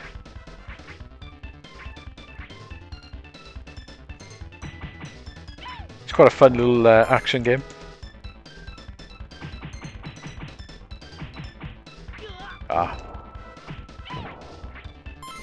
The moves can be a little bit awkward to pull off. And some of the bosses, the moves are really good to do on, so it takes quite a lot of energy off them.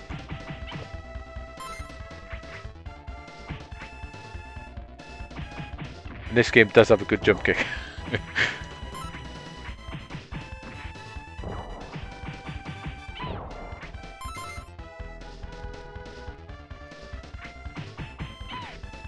Weren't there a load of Power Ranger games on the SNES?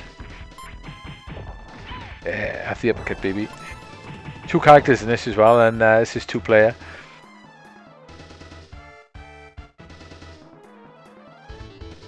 Yeah, this game is really cool. It's quite good fun. Like I said, it's nothing too difficult, mind. You will finish it quite easy, but it is quite a fun ride when you're playing it.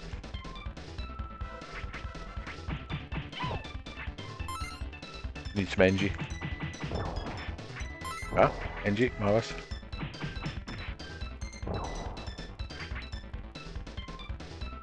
sure we could do a fireball move as well, but it's a little tricky to do it, I think.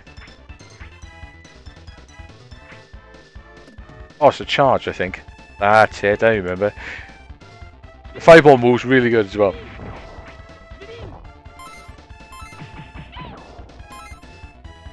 What?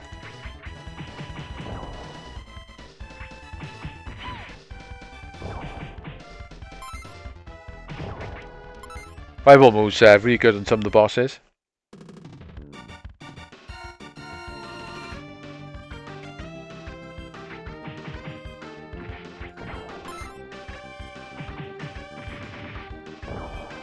Oh, I got the Super Nintendo. Yeah, Super Famicom. I don't know what that does, mind.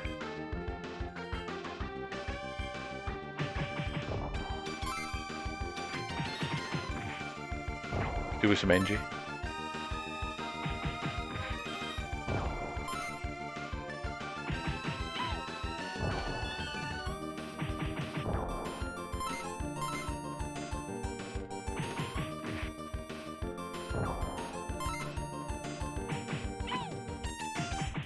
That's full energy, those.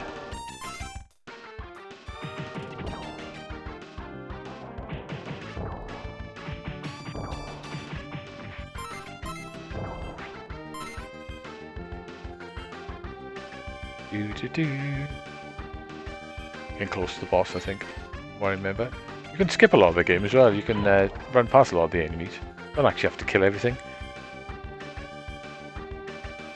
Oh, you trying?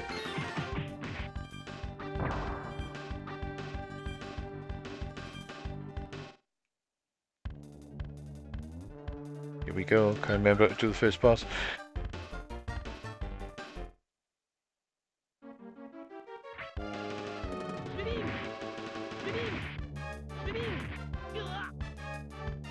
Bye-bye. A Mega Drive game, Balls. That looks like got characters like that in it. Stage clear.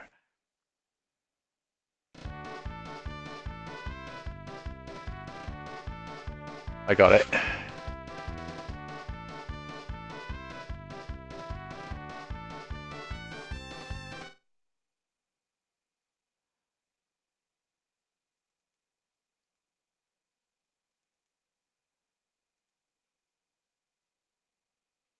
Right, 1 second.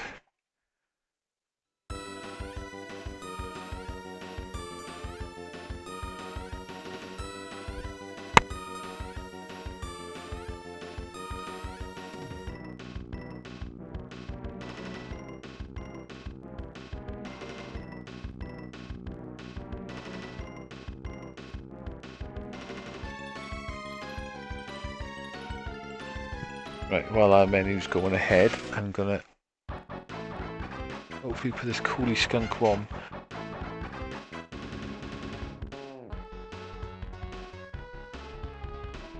Once it downloads, of course.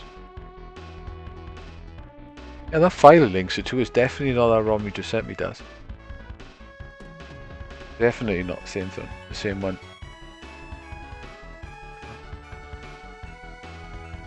Yeah, it's a fun game, this is. It's cool. You can charge up and jump and keep the charge. Ah, wow. It's cool. It's got Street Fighter moves as well.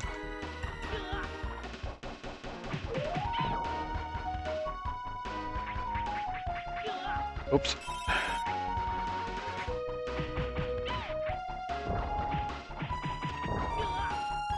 Oh, I got killed. Ah.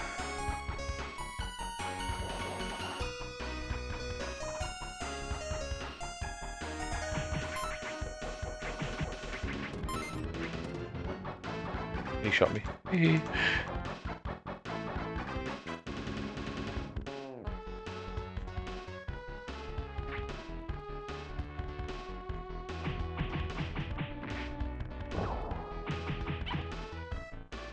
NG.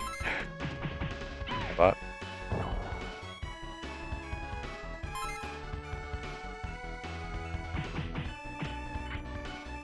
Come on. Harbour City. And run away from him. Oh. I should fireball them guys.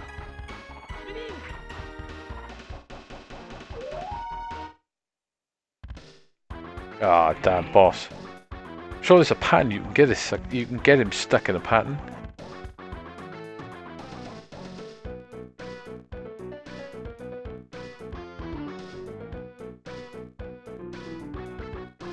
Pause that a second.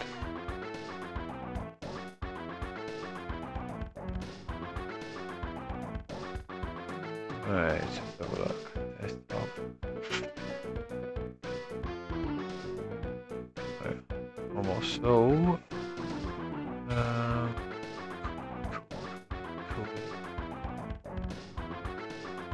coolie skunk. I got it.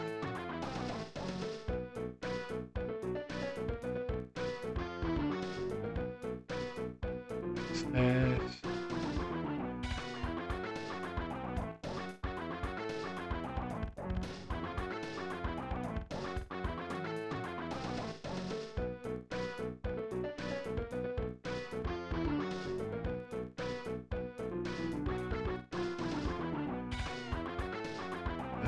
One second, guys. I've almost got coolie.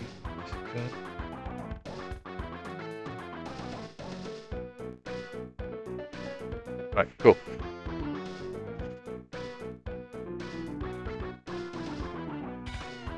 Right, that's in here now. Probably going to die in this boss. Yep. You can stay. Oh, damn. You can stay up here, and she'll run round and jump into you, like that, and she'll basically just repeat doing that. There's quite a few of the bosses you can. Oh, that was naughty. You can trap them in certain areas.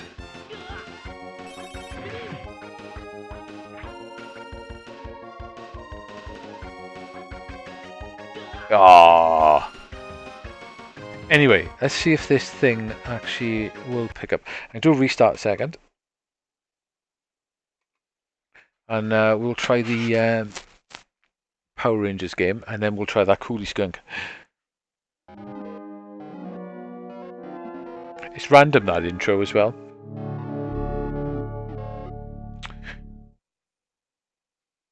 So which Power Rangers game was it? Let's have a look. So is it American or Japanese? Power Rangers. Power Rangers, which one?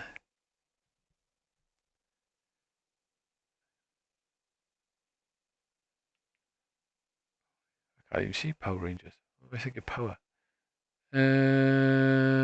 Power Manga? No. Okay.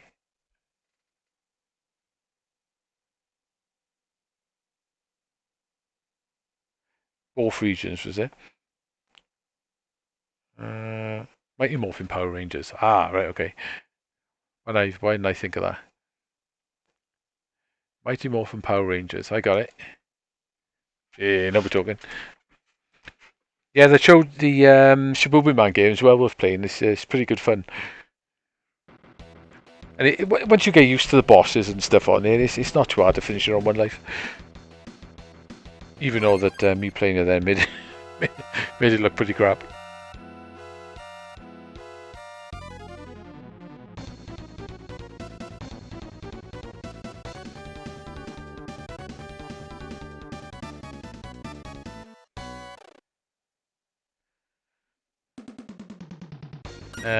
Who shall I use?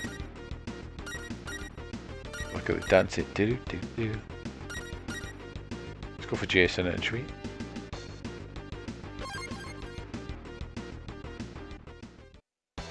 Somebody moving 10.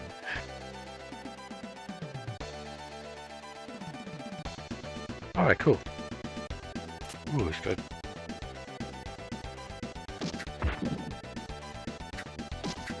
What moves you got? You got a kick.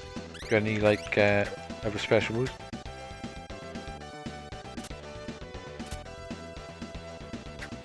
Oh, no block, right, okay.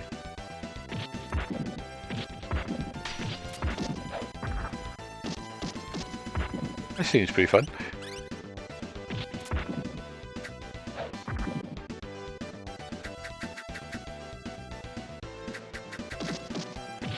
Oh, nice me.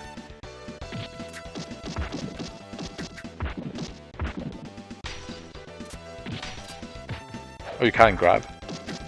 That's cool.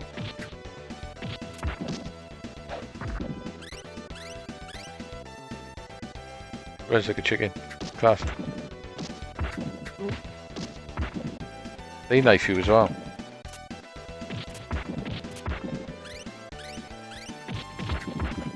Reminds me a little bit of Ninja Warriors. That's a damn good game on the SNES. Ninja Warriors again. Fantastic that game is.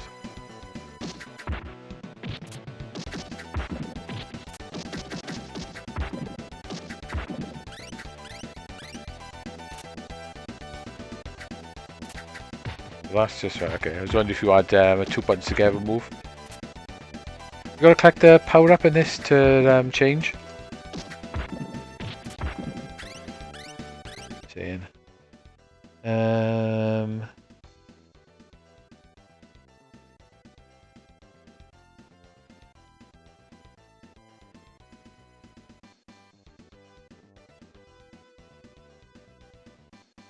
Yeah, cool.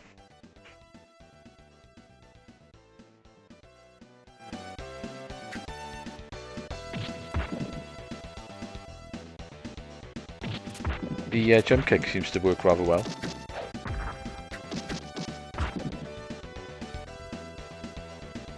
I was never massively into the TV series. I have watched it. Like I said, I did like the new film though. The film's really good. Ooh, Mighty Morphin Time. That's quite cool.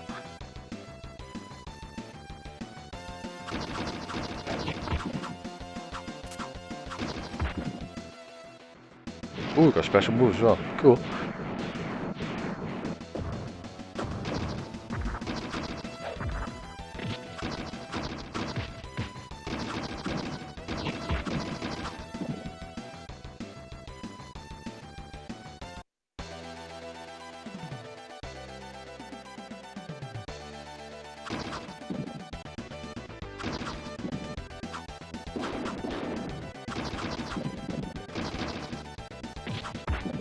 Got some nice reach when you get the power up going.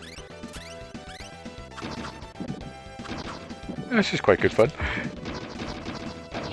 Quite liking this.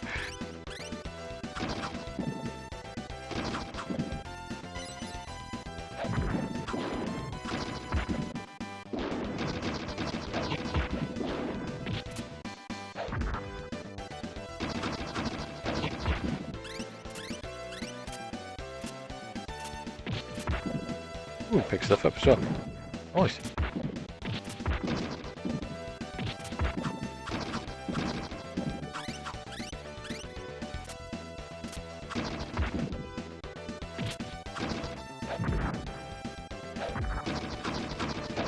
Oh, that being about the edge.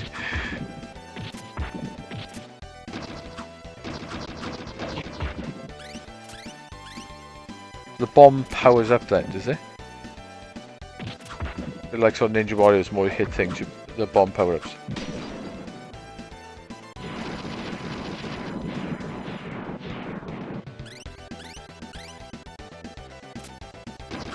In Ninja Warriors, you go wait over time and the bomb repowers up. Or the special attack. Let's destroy that car.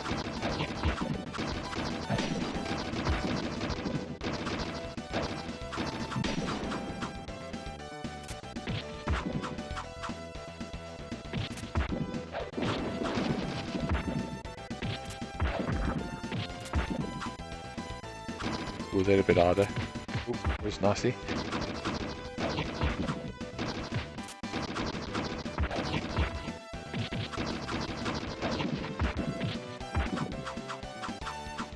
Hit them off screen.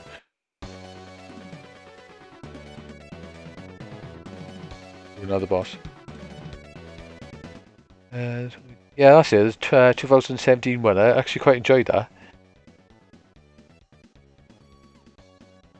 Yeah, it's good. I actually really enjoyed it.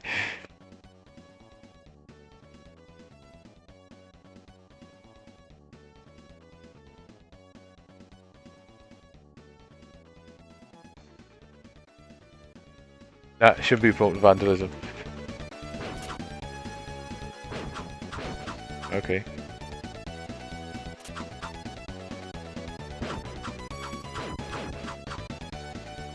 Empty jumps.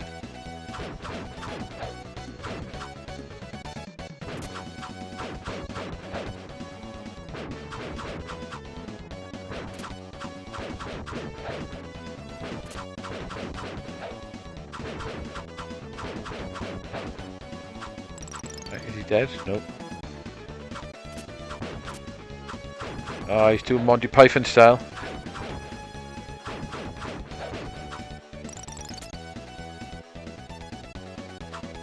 Ooh.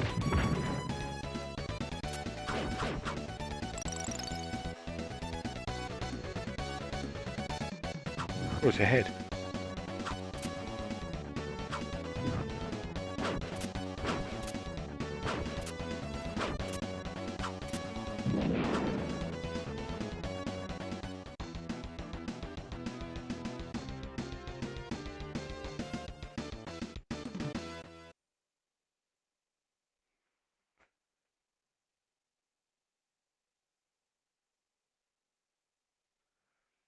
Cool. Oh, you got passwords as well. That's cool. So you can go back to the stages. Oh, you can change characters as well. Okay. All right. Let's try Kimberly out then. I'm assuming they got different weapons and different specials and stuff as well.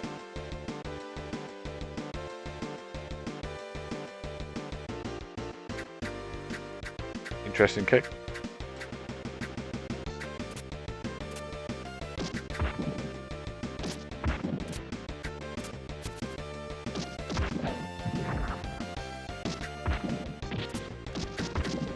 That's cool. This spin run kick's pretty funky.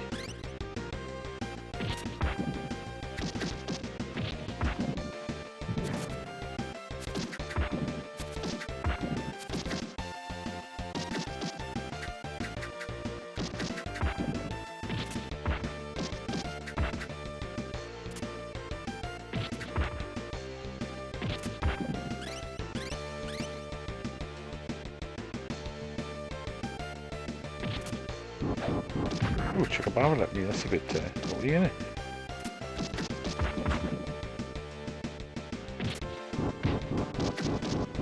Ooh, okay.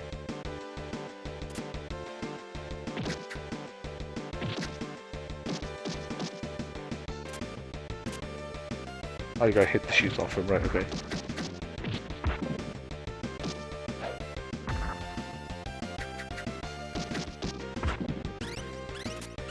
spin over jump's quite cool.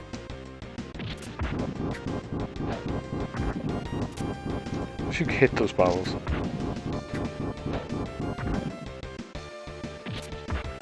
Oh.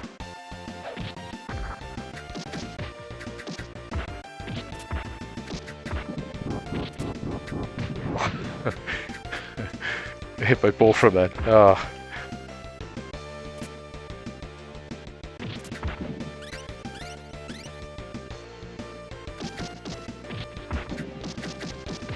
Oh. Oops. Well, you start quite far back then. Oh, damn.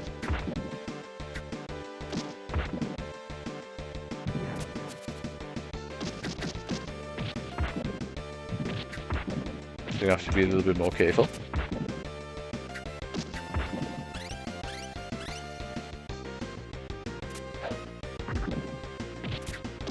Ah, you can get it by that fire gun as well. That's cool.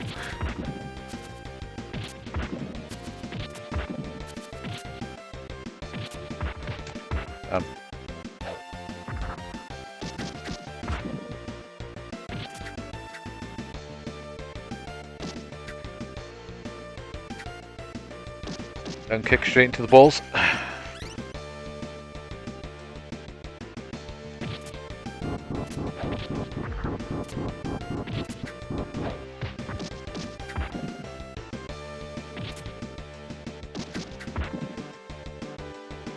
Oh.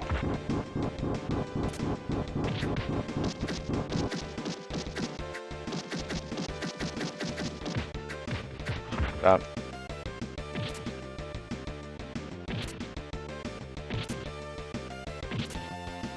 Engine's no good.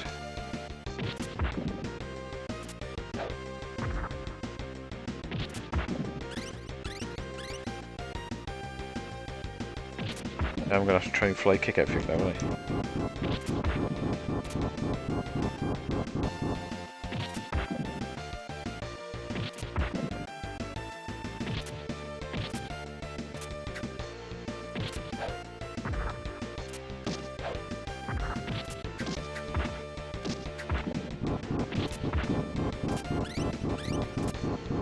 Intense. Oh, that was silly.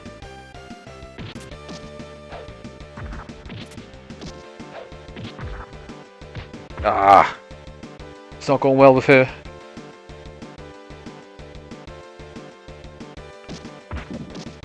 I want to do it now, but be a bit more careful.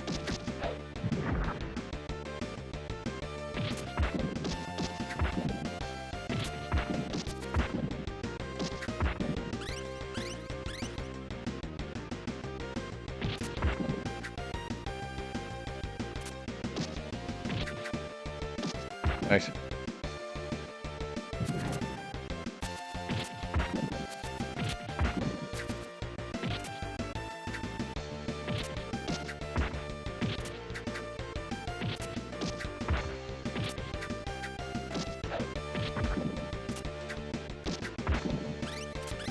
That's better.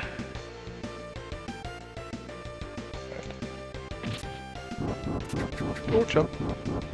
Yeah, I'm good at it. Shield guys, I'm just going to jump kick him.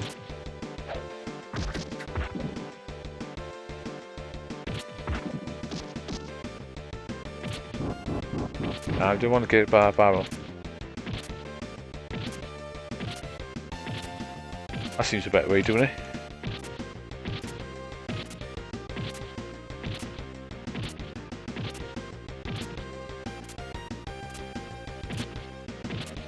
A little bit too close together then, didn't he? Ah, damn, slight hesitation then. Right, that's better.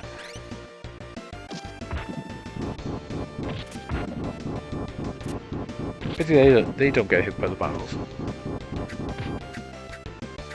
Oh, come on. Oh, what? Right, so if you're inside the Sprite, you're pretty much knackered. It was, all of a sudden, it was quite good. Up until that point.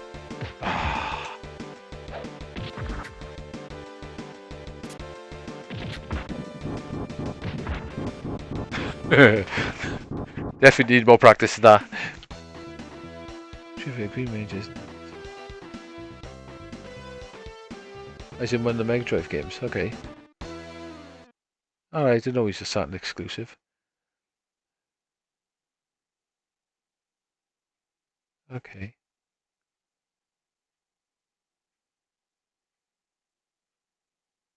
Oh, didn't know they were actually the same person. Right, stream's been going on for a while, so we'll I'm definitely going to come back to that game actually. That does seem quite good fun. So thanks for telling me about that. Definitely give that a go. Pity I couldn't play the other game you mentioned. But oops, don't want to do that. I see if this is picked up. Coolie Skunk. Without a reset. No, it doesn't. Right, I have to reset a second. So we're going to try Coolie Skunk next, which is pretty much an unreleased game. I haven't actually tried it. It actually looks pretty decent. It was released on the Saturn as well, but I think they must have stopped development of this version and checked out the Saturn version. So, thanks to Daz. Let's have a look. Don't know whether it is a Japanese game, but I checked it in here anyway. Coolie Skunk. This is a completely new one on me.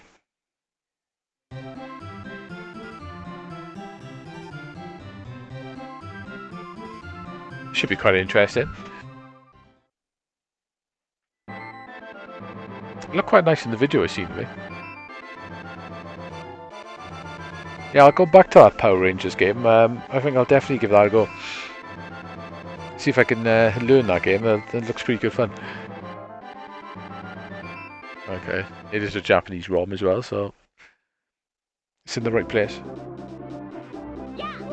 What was that other skunk game? It looks very similar. Was it Nuts? Okay, so what was he firing up with his legs? Like little fireballs or something? Okay. Let's just jump and fire. Okay, cool. It's nice and colourful, isn't it? The first thing you get from playing this.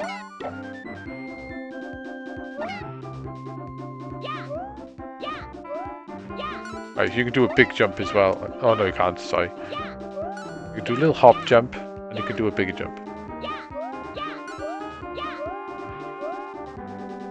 How about?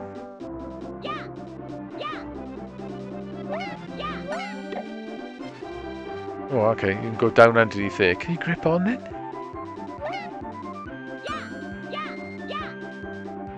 Can I drop down? Where do you get that? Okay, we'll leave that for now.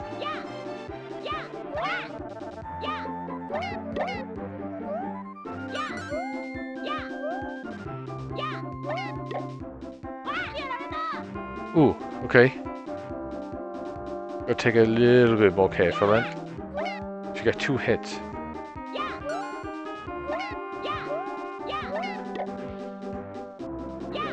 Alright, apples give your energy back. Right, okay, cool.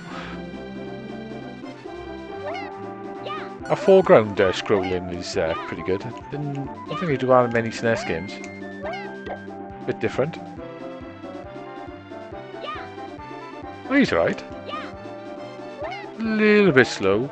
Can't hold down the button to run or anything. I don't think there's a run button, which... No, there's not a run button.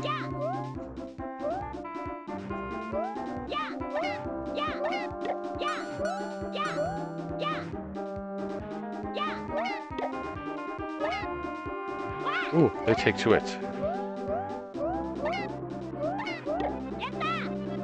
Ooh. How do I kill enemies now? Do I jump on them or something?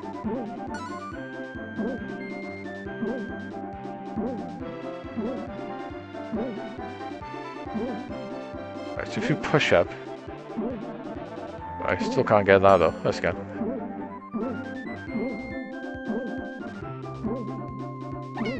Right, so go jump at enemies though. Different.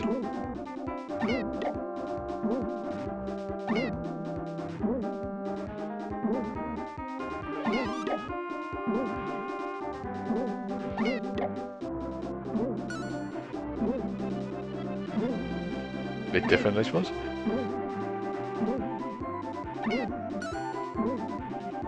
Yeah, I wonder why they stopped development of this.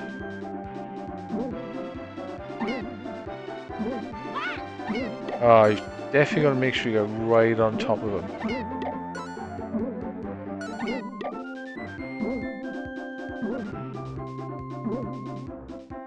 Cool. I come out the PlayStation as well, do you? Oh, I thought it was just a Saturn.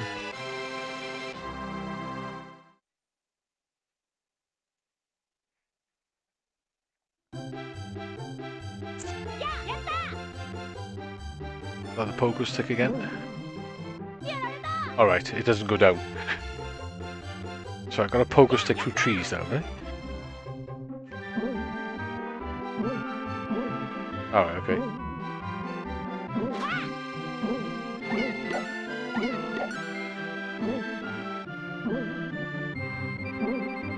Ooh, I think I pay. Ah, I can still bounce on the tree, can't I?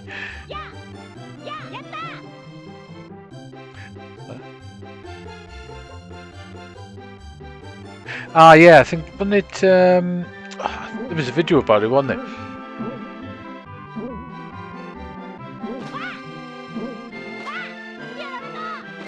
It's awkward to get some enemies a little bit higher.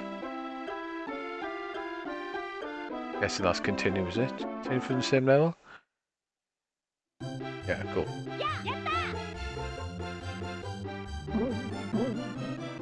Ah, right, so if you let go, the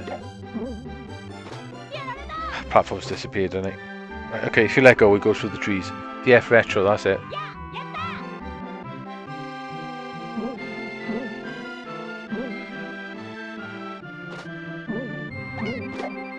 Ah.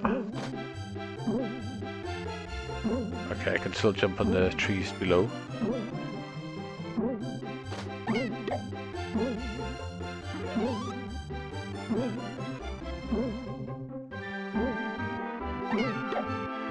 Ah, you can jump on those arms.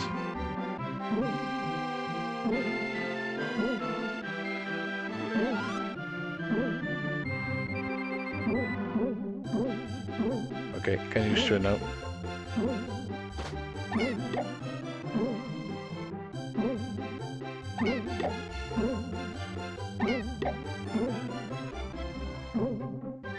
What do the stars do?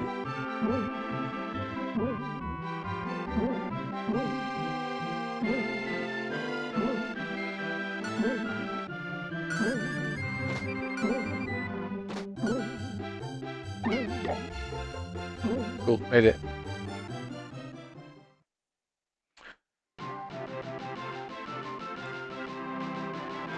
Game seems alright. Nothing special, but seems alright. Seems pretty good. So it's definitely interesting. I wonder how many levels are on you. I wonder if it is fully finished. Like, can you duck down? No. Oh, you got snowboard. It's definitely got some different ideas.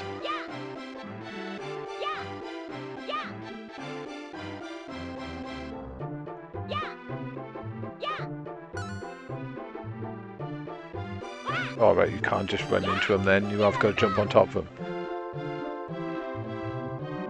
Yeah, this level's a little bit annoying.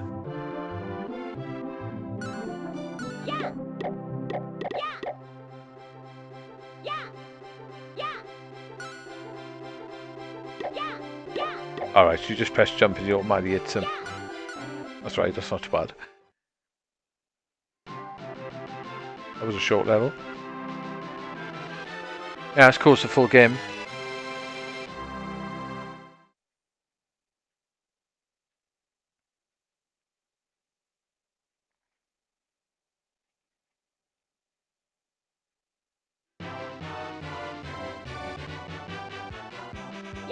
Oh, that's you right in there.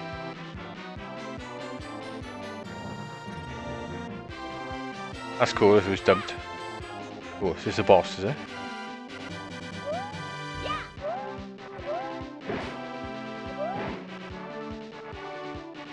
Going on.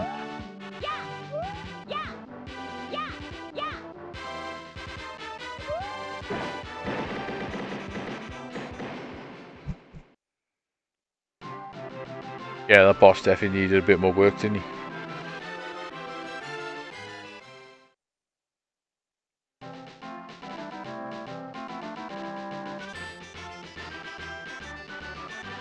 Alright, so that was just how many worlds? 1, 2, 3, 4, 5, 6.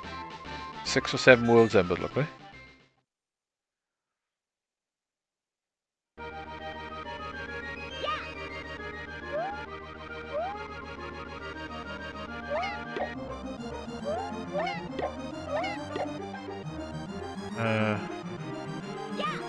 Okay.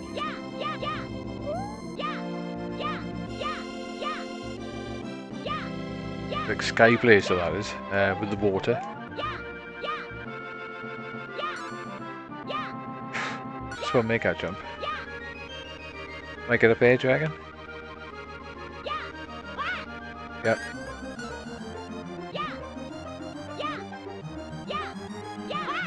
Ah. Water pushes you as well. Probably one worth going for that extra life, actually, to be honest, but...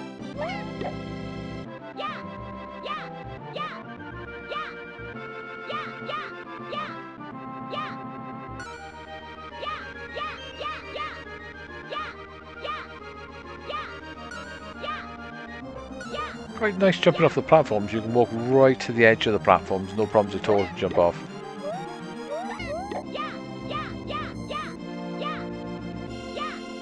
Ah. Ah. That's tricky.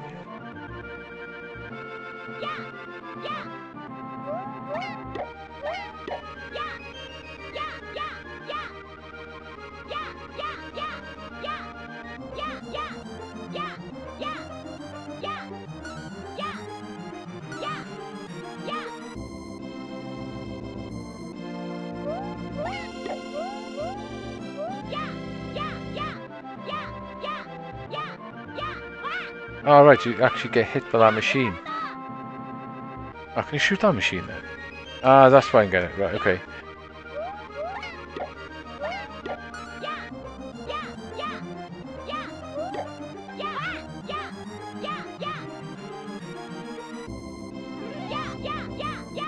Let's see if we can actually hit that machine.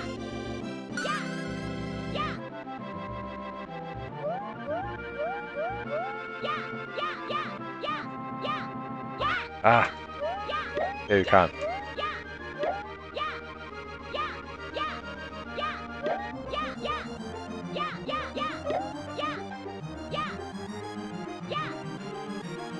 Ah!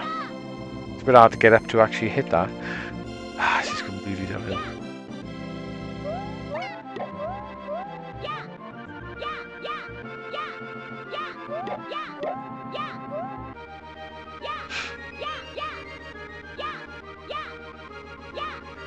Water's constantly dragging you down.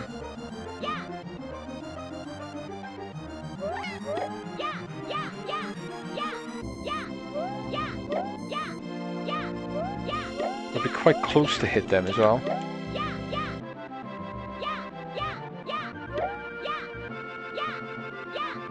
Well, you can hit them by doing that jump close.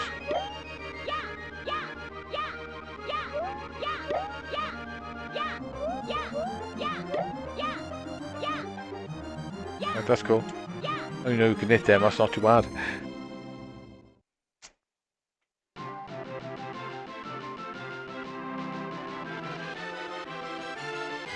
Seems like they had pretty much most of the game finished. I think it looks like it just needed a little bit of tweaking.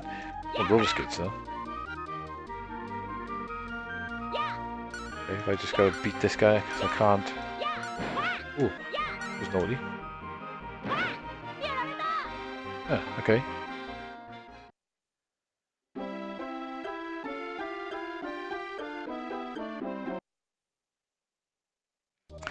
Can't attack on this bit, so it looks like you've just got to stay forward. A bit hard to do actually. Right, to stay forward doesn't work. Can't attack. Oh, hang on. Ah, once you've got those roller skates, you can actually... You can... Oh, right, okay, that's interesting. You can come back. Right, okay, so... Right, so you can take them off.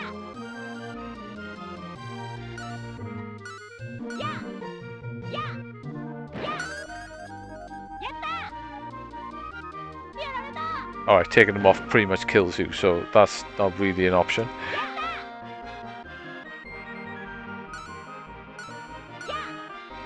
I will say one thing though, for a Stellarvision game, this is quite it's quite nice looking. The Stellarvision stuff is normally quite, you know, a bit more simple looking, if you know what I mean. Because obviously it had to be downloaded.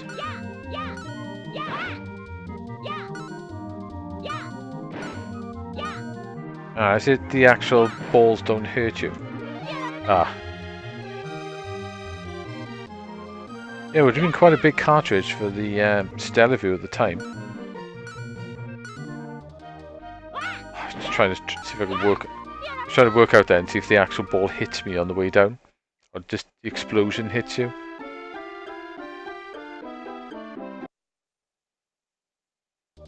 Got a little bit of a tweaking with the gameplay wise. I couldn't jump in. Did press the button. Yeah, I think it's just the explosion off it hits you. Ugh, couldn't get away from that then.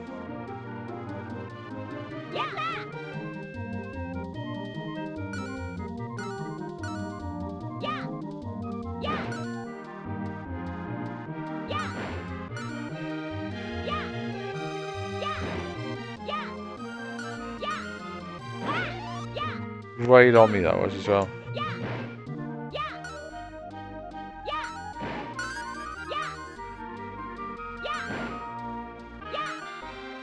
Good done with the apple, really. Couldn't get away from that explosion then.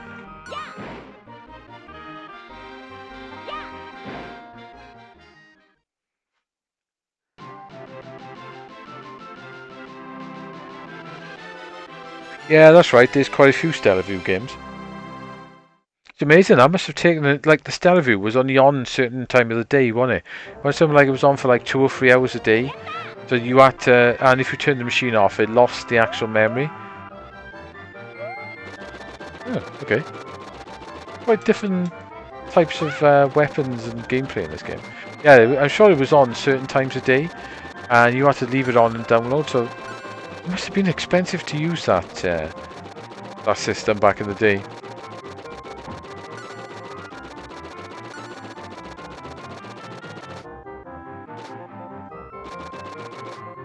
I can't go down there. It's weird. Why can't I go past there then?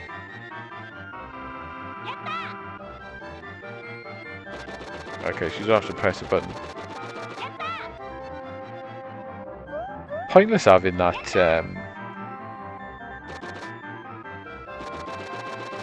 That's weird. There's like certain areas you can't get into.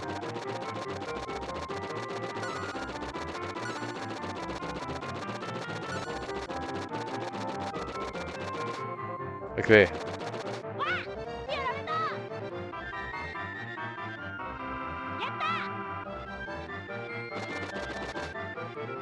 Yeah, it didn't give you a reason why you can't go around there. So if I tried to change it back, could I attack him? Yeah. At least it pauses the enemies as you go down through. There is a use for that coming back alive then.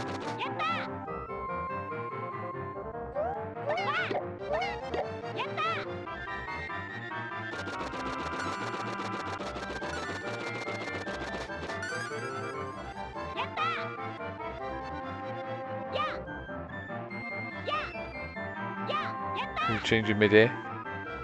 Oh yeah, okay, cool.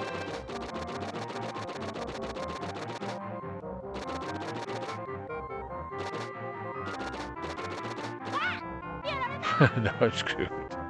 Damn.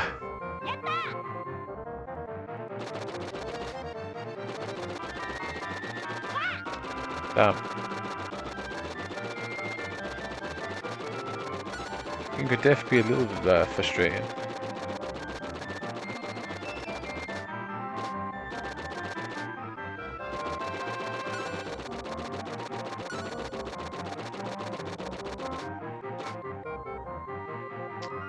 Screwed that one, eh? Alright, get past it. Oh, that's like Mr. Driller, almost. Can't get down.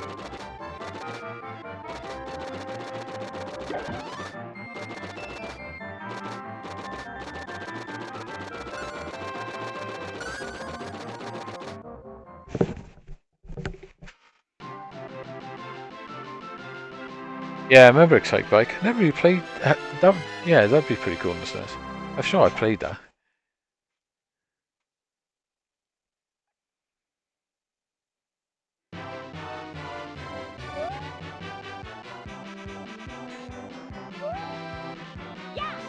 I'm assuming I've got to hit that with that one.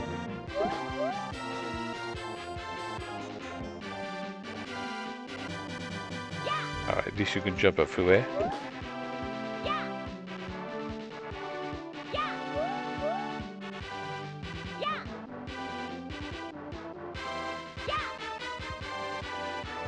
Oh, wrong one.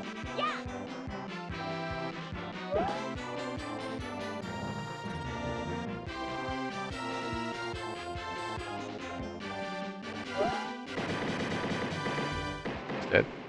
Well, that's the boss of that stage then. Alright, so definitely you could learn this game then. You have to learn the powers and the routes through the levels.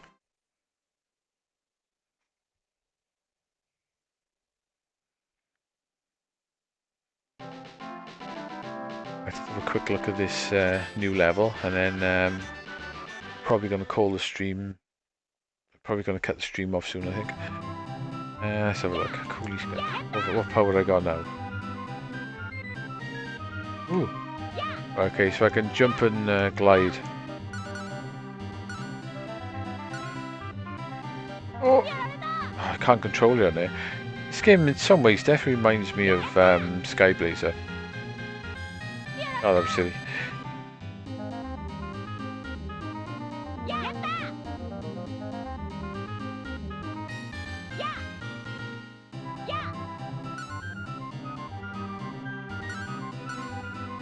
I had to come on, go up. It's really difficult to control that.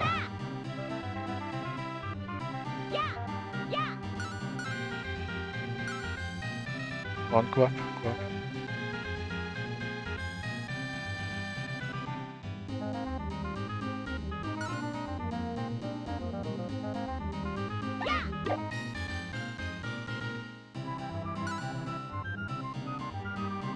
Yeah, it's very hard to control it when you're in the wind things.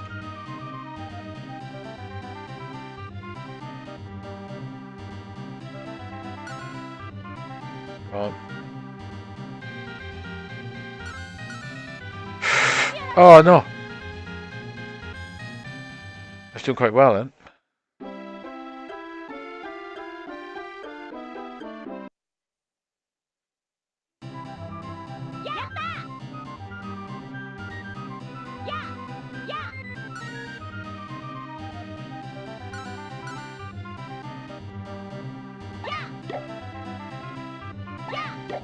Oops. Oh, too far down then.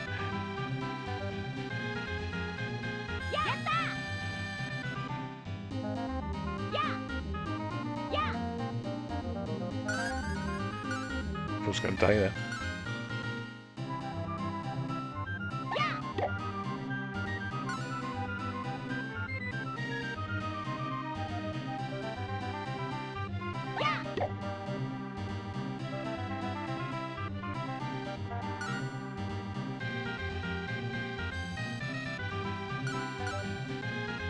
Ah, I should have pushed across again, I forgot. You have to push across quite fast at that moment to get into the updraft.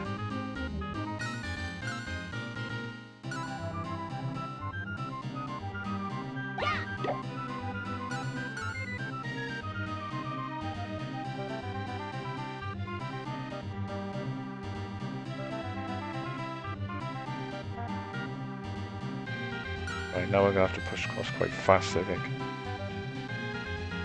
Oh no, come on! This terror is really difficult to control here in that air things. Really hard.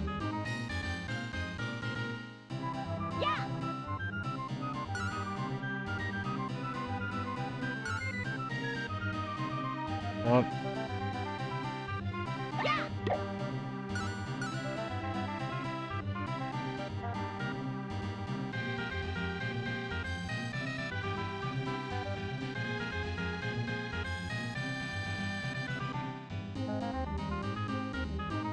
Come on, get up, get up, get up, get up.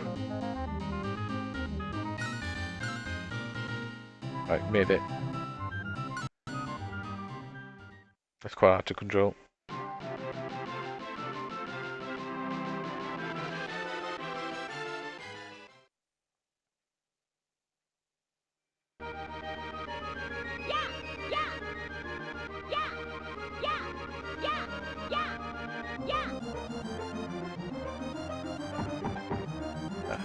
I could just try them, cool. I just try them when they're in the ceiling? No.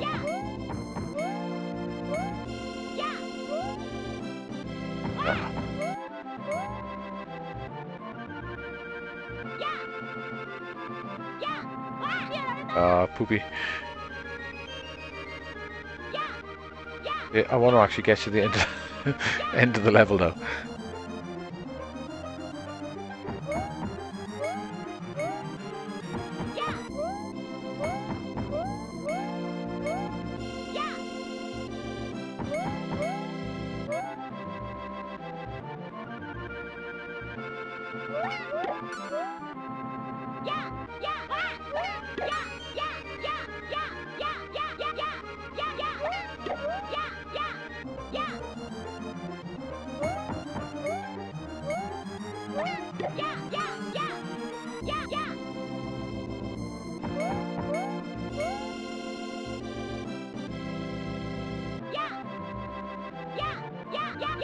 Well, that's hard when you go to press Y button in there. Big level.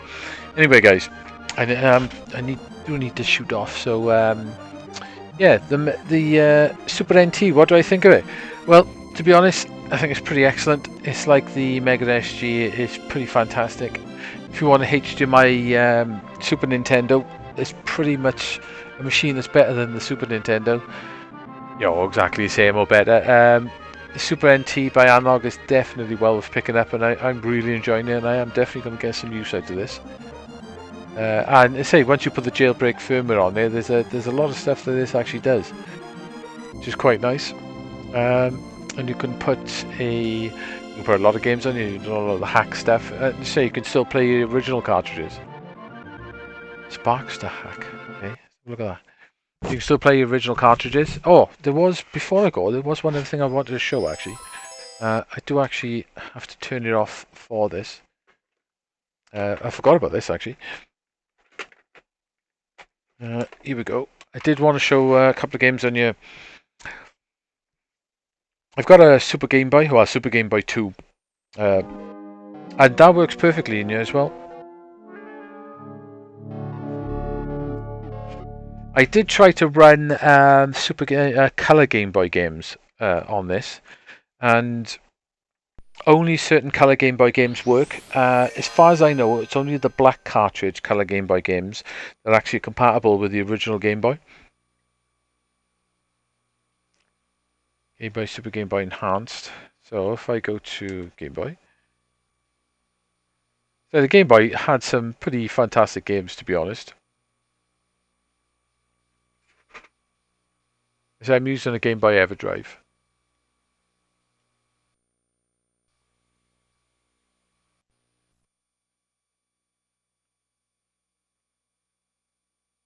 So as long as you've got a Game Boy player, you can play Game Boy games in here as well, which is rather nice. Like I said, I did have to go into settings and adjust the audio. So I don't know whether it's as standard, but when I added, the audio was maxed out, and it is super loud. But you do need the cartridge audio enabled. If I click it, There's no music because pretty much the Super Game Boy is actually a Game Boy cartridge. It is actually a Game Boy, so you need to have that option enabled to actually get sound on this. So you get to play some of the really cool Game Boy games out there. Yeah, cheers, mate. Thanks. I say I got a few things I got to do tonight. Normally, like if I get time on a Saturday night, I'll probably stream for about 4 or 5 hours. And since I got the Super NT, I'll probably start doing some Mega Drive and snes streams as well. But I have been doing PC Engine and Neo Geo ones.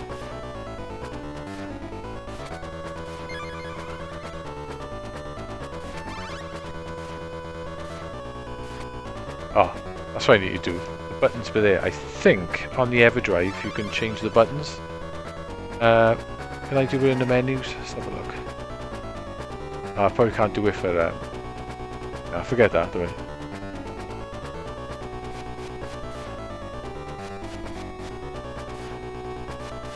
I? This is a really nice Castlevania game on the Game Boy. Got some really cool music as well. I was playing that Castlevania Legends. It's the third game they did on the Game Boy. That's pretty nice as well.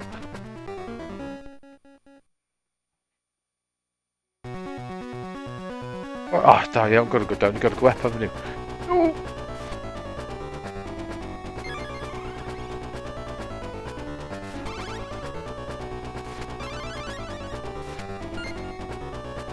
I don't think you can reset the EverDrive without actually pressing the reset button. Because if I go down, you got the menus. If I do up and select, I think it boots straight back into the actual game. Which would be nice if you went to the menus. So I'm going to have to turn this off and turn it back on. I'll have a look. There's options on these EverDrives to do various things when you reset. It's quite cool, that's random. It'd be really cool if they'd done that on the Mega Drive one as well. Right, so if I run cartridge again.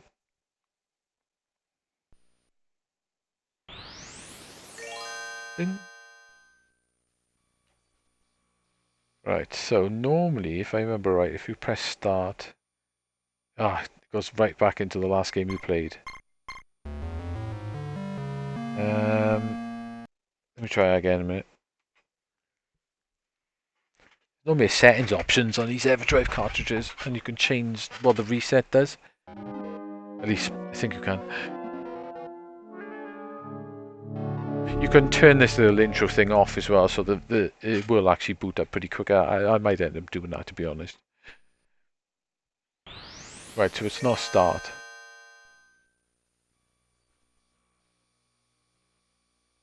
Right, okay, so I press select maybe? Aha, options. Smoky, no. Maybe you can't do it then. I thought there was a way of doing it. Could be wrong. Anyway, yeah, color Game Boy games. Only certain ones that are enhanced.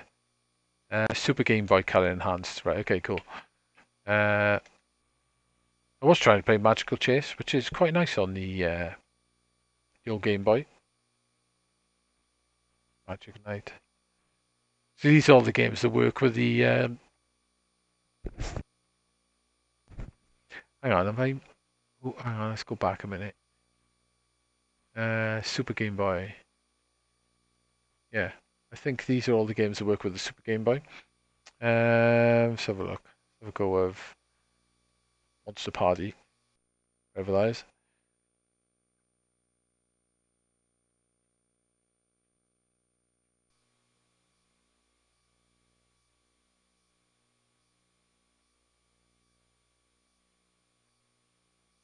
Gamer. I think the newer version of the Game Boy cartridge loads games a lot faster.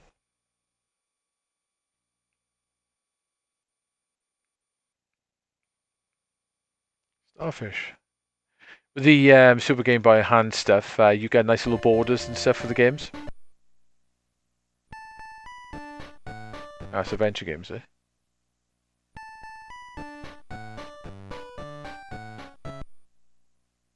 Don't even know what this game is, never played it. Oh, it was a platform game, so it looks alright. Oh, my can of beans or something.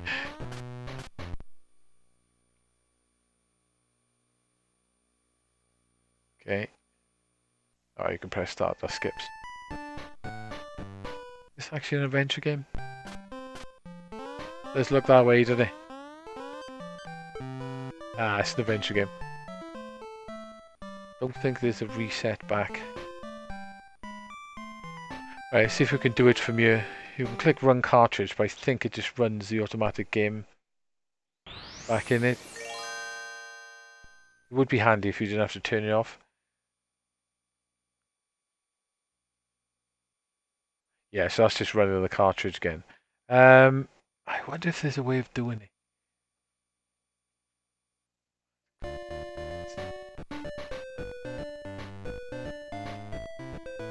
I wonder if I browse a game, run a random game on here, and then run the cartridge again. Will it reset the cartridge?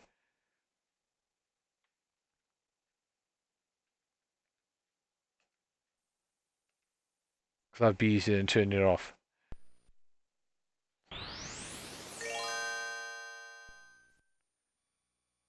It's going to run the game in it. Yeah, so unfortunately you do have to turn it off and turn it back on again to change games on the Game Boy. But that's alright. It's only a small inconvenience in it, to be honest. So the Game Boy had some really good games.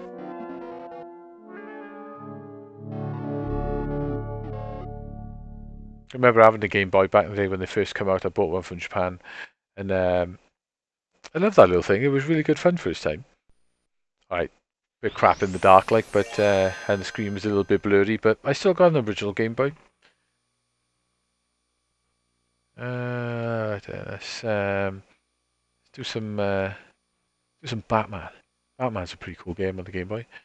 Batman Army Adventure. Ooh, I think it's that one. I think it's that one. The one where you got a little tiny Batman that basically shoots things. It's quite a nice game. The Mario games are nice on the. I see that's a really nice effect for the Game Boy.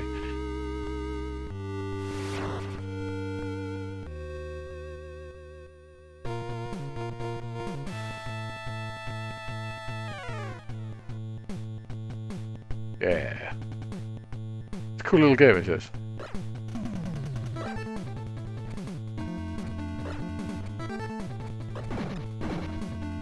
Yeah, so as long as you got a Super Game Boy or a Super Game Boy 2, you can actually play Game Boy games in here as well. Pity there's only certain colour Game Boy games that actually work. Good thing about the Super Game Boy as well, which you can, if you hold down the two buttons, press two buttons together, you can change the palette. So you can actually change the colour palette, so certain games, depending on what you like. And there's plenty of different palettes on you, which is quite nice. Some of them are a little bit pain in the ass. Some of them look like the original Game Boy. We have Dayglow one, which is pretty terrible. Yes, you can change all the palettes. See, that's more like an original Game Boy.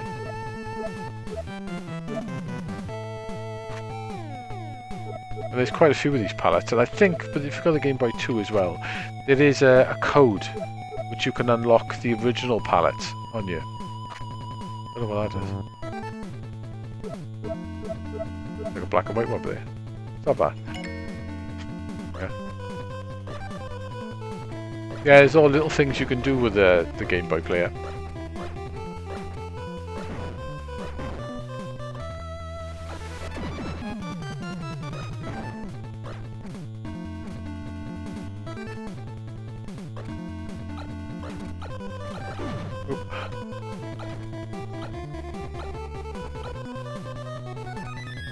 It's quite funny for a Batman game, isn't it? This.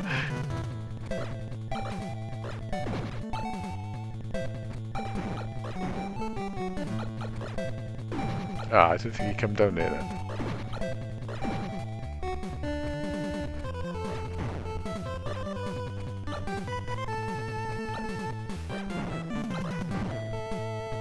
Oh, I can't get it. Ooh, get away.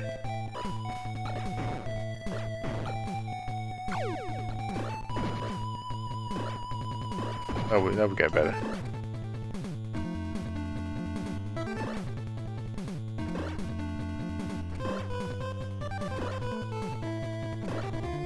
I tell you what, considering the sound chip on the Game Boy, it's some really nice music.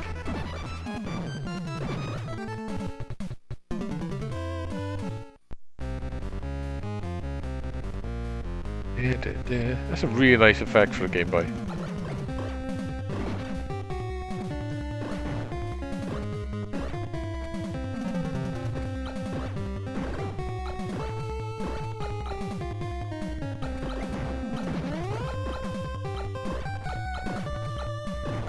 Oh, what was that? Oh, bonus.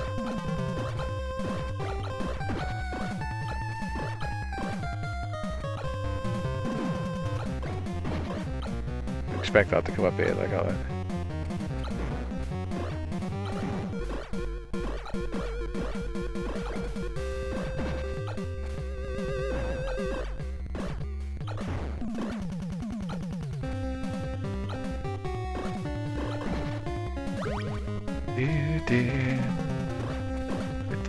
I've got a few Game Boy games originals. I've got Castlevania, which is really nice. I've got Nemesis 2 as well.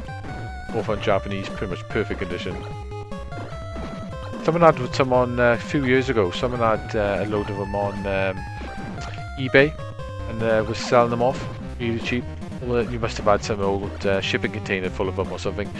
But they were selling them off really cheap, which was really cool.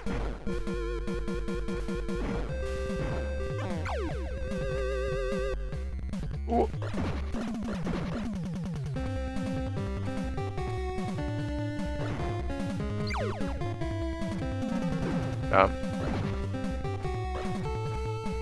There is differences between the Super Game Boys as well. The Super Game Boy 1 works perfectly well, but the timing is slightly off. It's slightly too fast compared to, I think it's too fast, compared to original Game Boy. So the Game Boy Player 2 is pretty much the same thing, but it's got a link cable support. And they put a clock signal inside it, so pretty much it is pretty much exact to an original Game Boy. Oh man, she's looking a bit crap. I couldn't jump in. But you get the idea, guys. Anyway, if say you can play Game Boy games on this as well, which is really nice. So I am going to shoot off. I say the Super NT seems pretty excellent. I got to admit, picture's fantastic. All your options you've got. I say once you've got jailbreak, you can put everything on an SD card as well, so you don't just have to play your original cartridges. And if you've got a Super Game Boy, you can play Game Boy games on here as well, which is really nice. It would be nice if they jailbroke the firmware and put NES games on here, but I don't think that's ever going to happen because they sell the NT Mini. So I doubt very much that's ever going to happen. But yeah, pretty good, really wicked. So I'll probably end up doing some other streams on there, and I'll probably get back into playing SNES games. You see the scan lines have come back on. Yeah, see, you probably noticed the scan lines. They don't work that well on YouTube. I want scalers, do I? I can leave the scan lines on, but yeah, they look a bit. They got a weird wave look to them, haven't they? Yeah, they got now. Looks great on my telly. It looks fantastic, but on there maybe not quite so good. So you may have to play around, especially with Game Boy games. You may have to play around with the width and resolution.